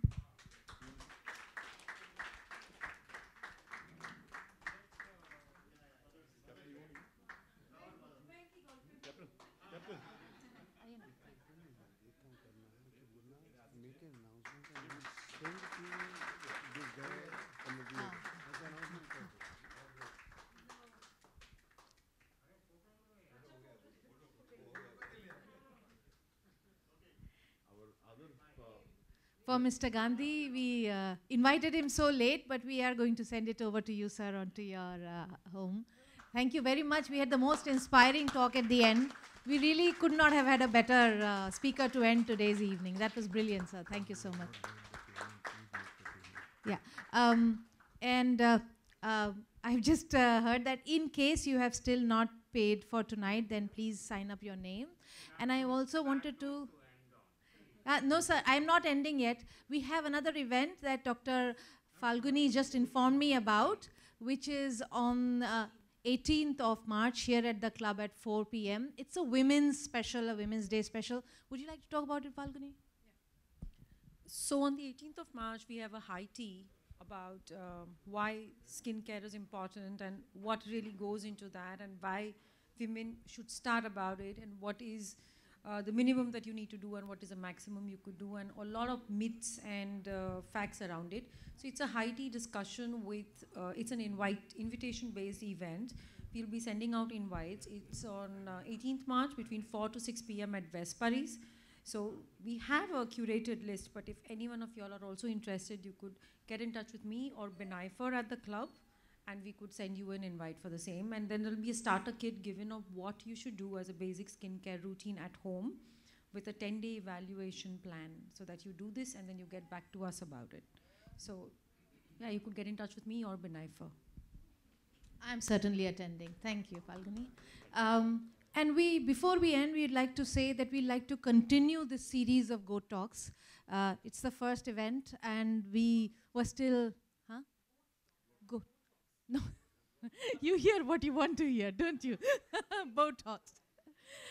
So please give us your feedback. We will be open to suggestions for who should we invite next and how we should do next. We were still figuring out how much payment will be required, etc. It was a very last-minute thing, and we expected we'll evolve as it goes along. We have no sponsors this year. It is all sponsored from our team and some really, really good friends and everybody. But we would like to make it a series. I am sure it was a nice and enlightening evening. And it is also a networking opportunity, getting to know everybody better. So I hope we'll continue doing these conversations at dinner, which is served outside now. Anything else, Suresh, you'd like to add, sir? So the current format we were planning was to have these on a quarterly basis. What do you think about it? Is quarterly is good? So if we get a lot of interest coming in, maybe we could have every 2 months then. And we are going to, today the bar has been really set high for us, with the first round of talks. And it'll be very difficult for us to, meet that standard next time. We will be working hard on that. But you'll be surprised because we have gems sitting over here who will be taking part in this GOAT Talks. So we are going to have people from logistics, HR, businesses we don't know. And that is what we want to learn sometimes, if not for ourselves, but maybe for our children, who we have to groom further, So that is what, with this, I think we'll invite everyone out for dinner and some drinks. Last point, one external speaker will be there, like Mayank Gandhi was there. So I had casually mentioned to Sunil Gavaskar, whom I know, I want to give a thrilling statement. He's following up, when will he be invited here? The power of GOAT.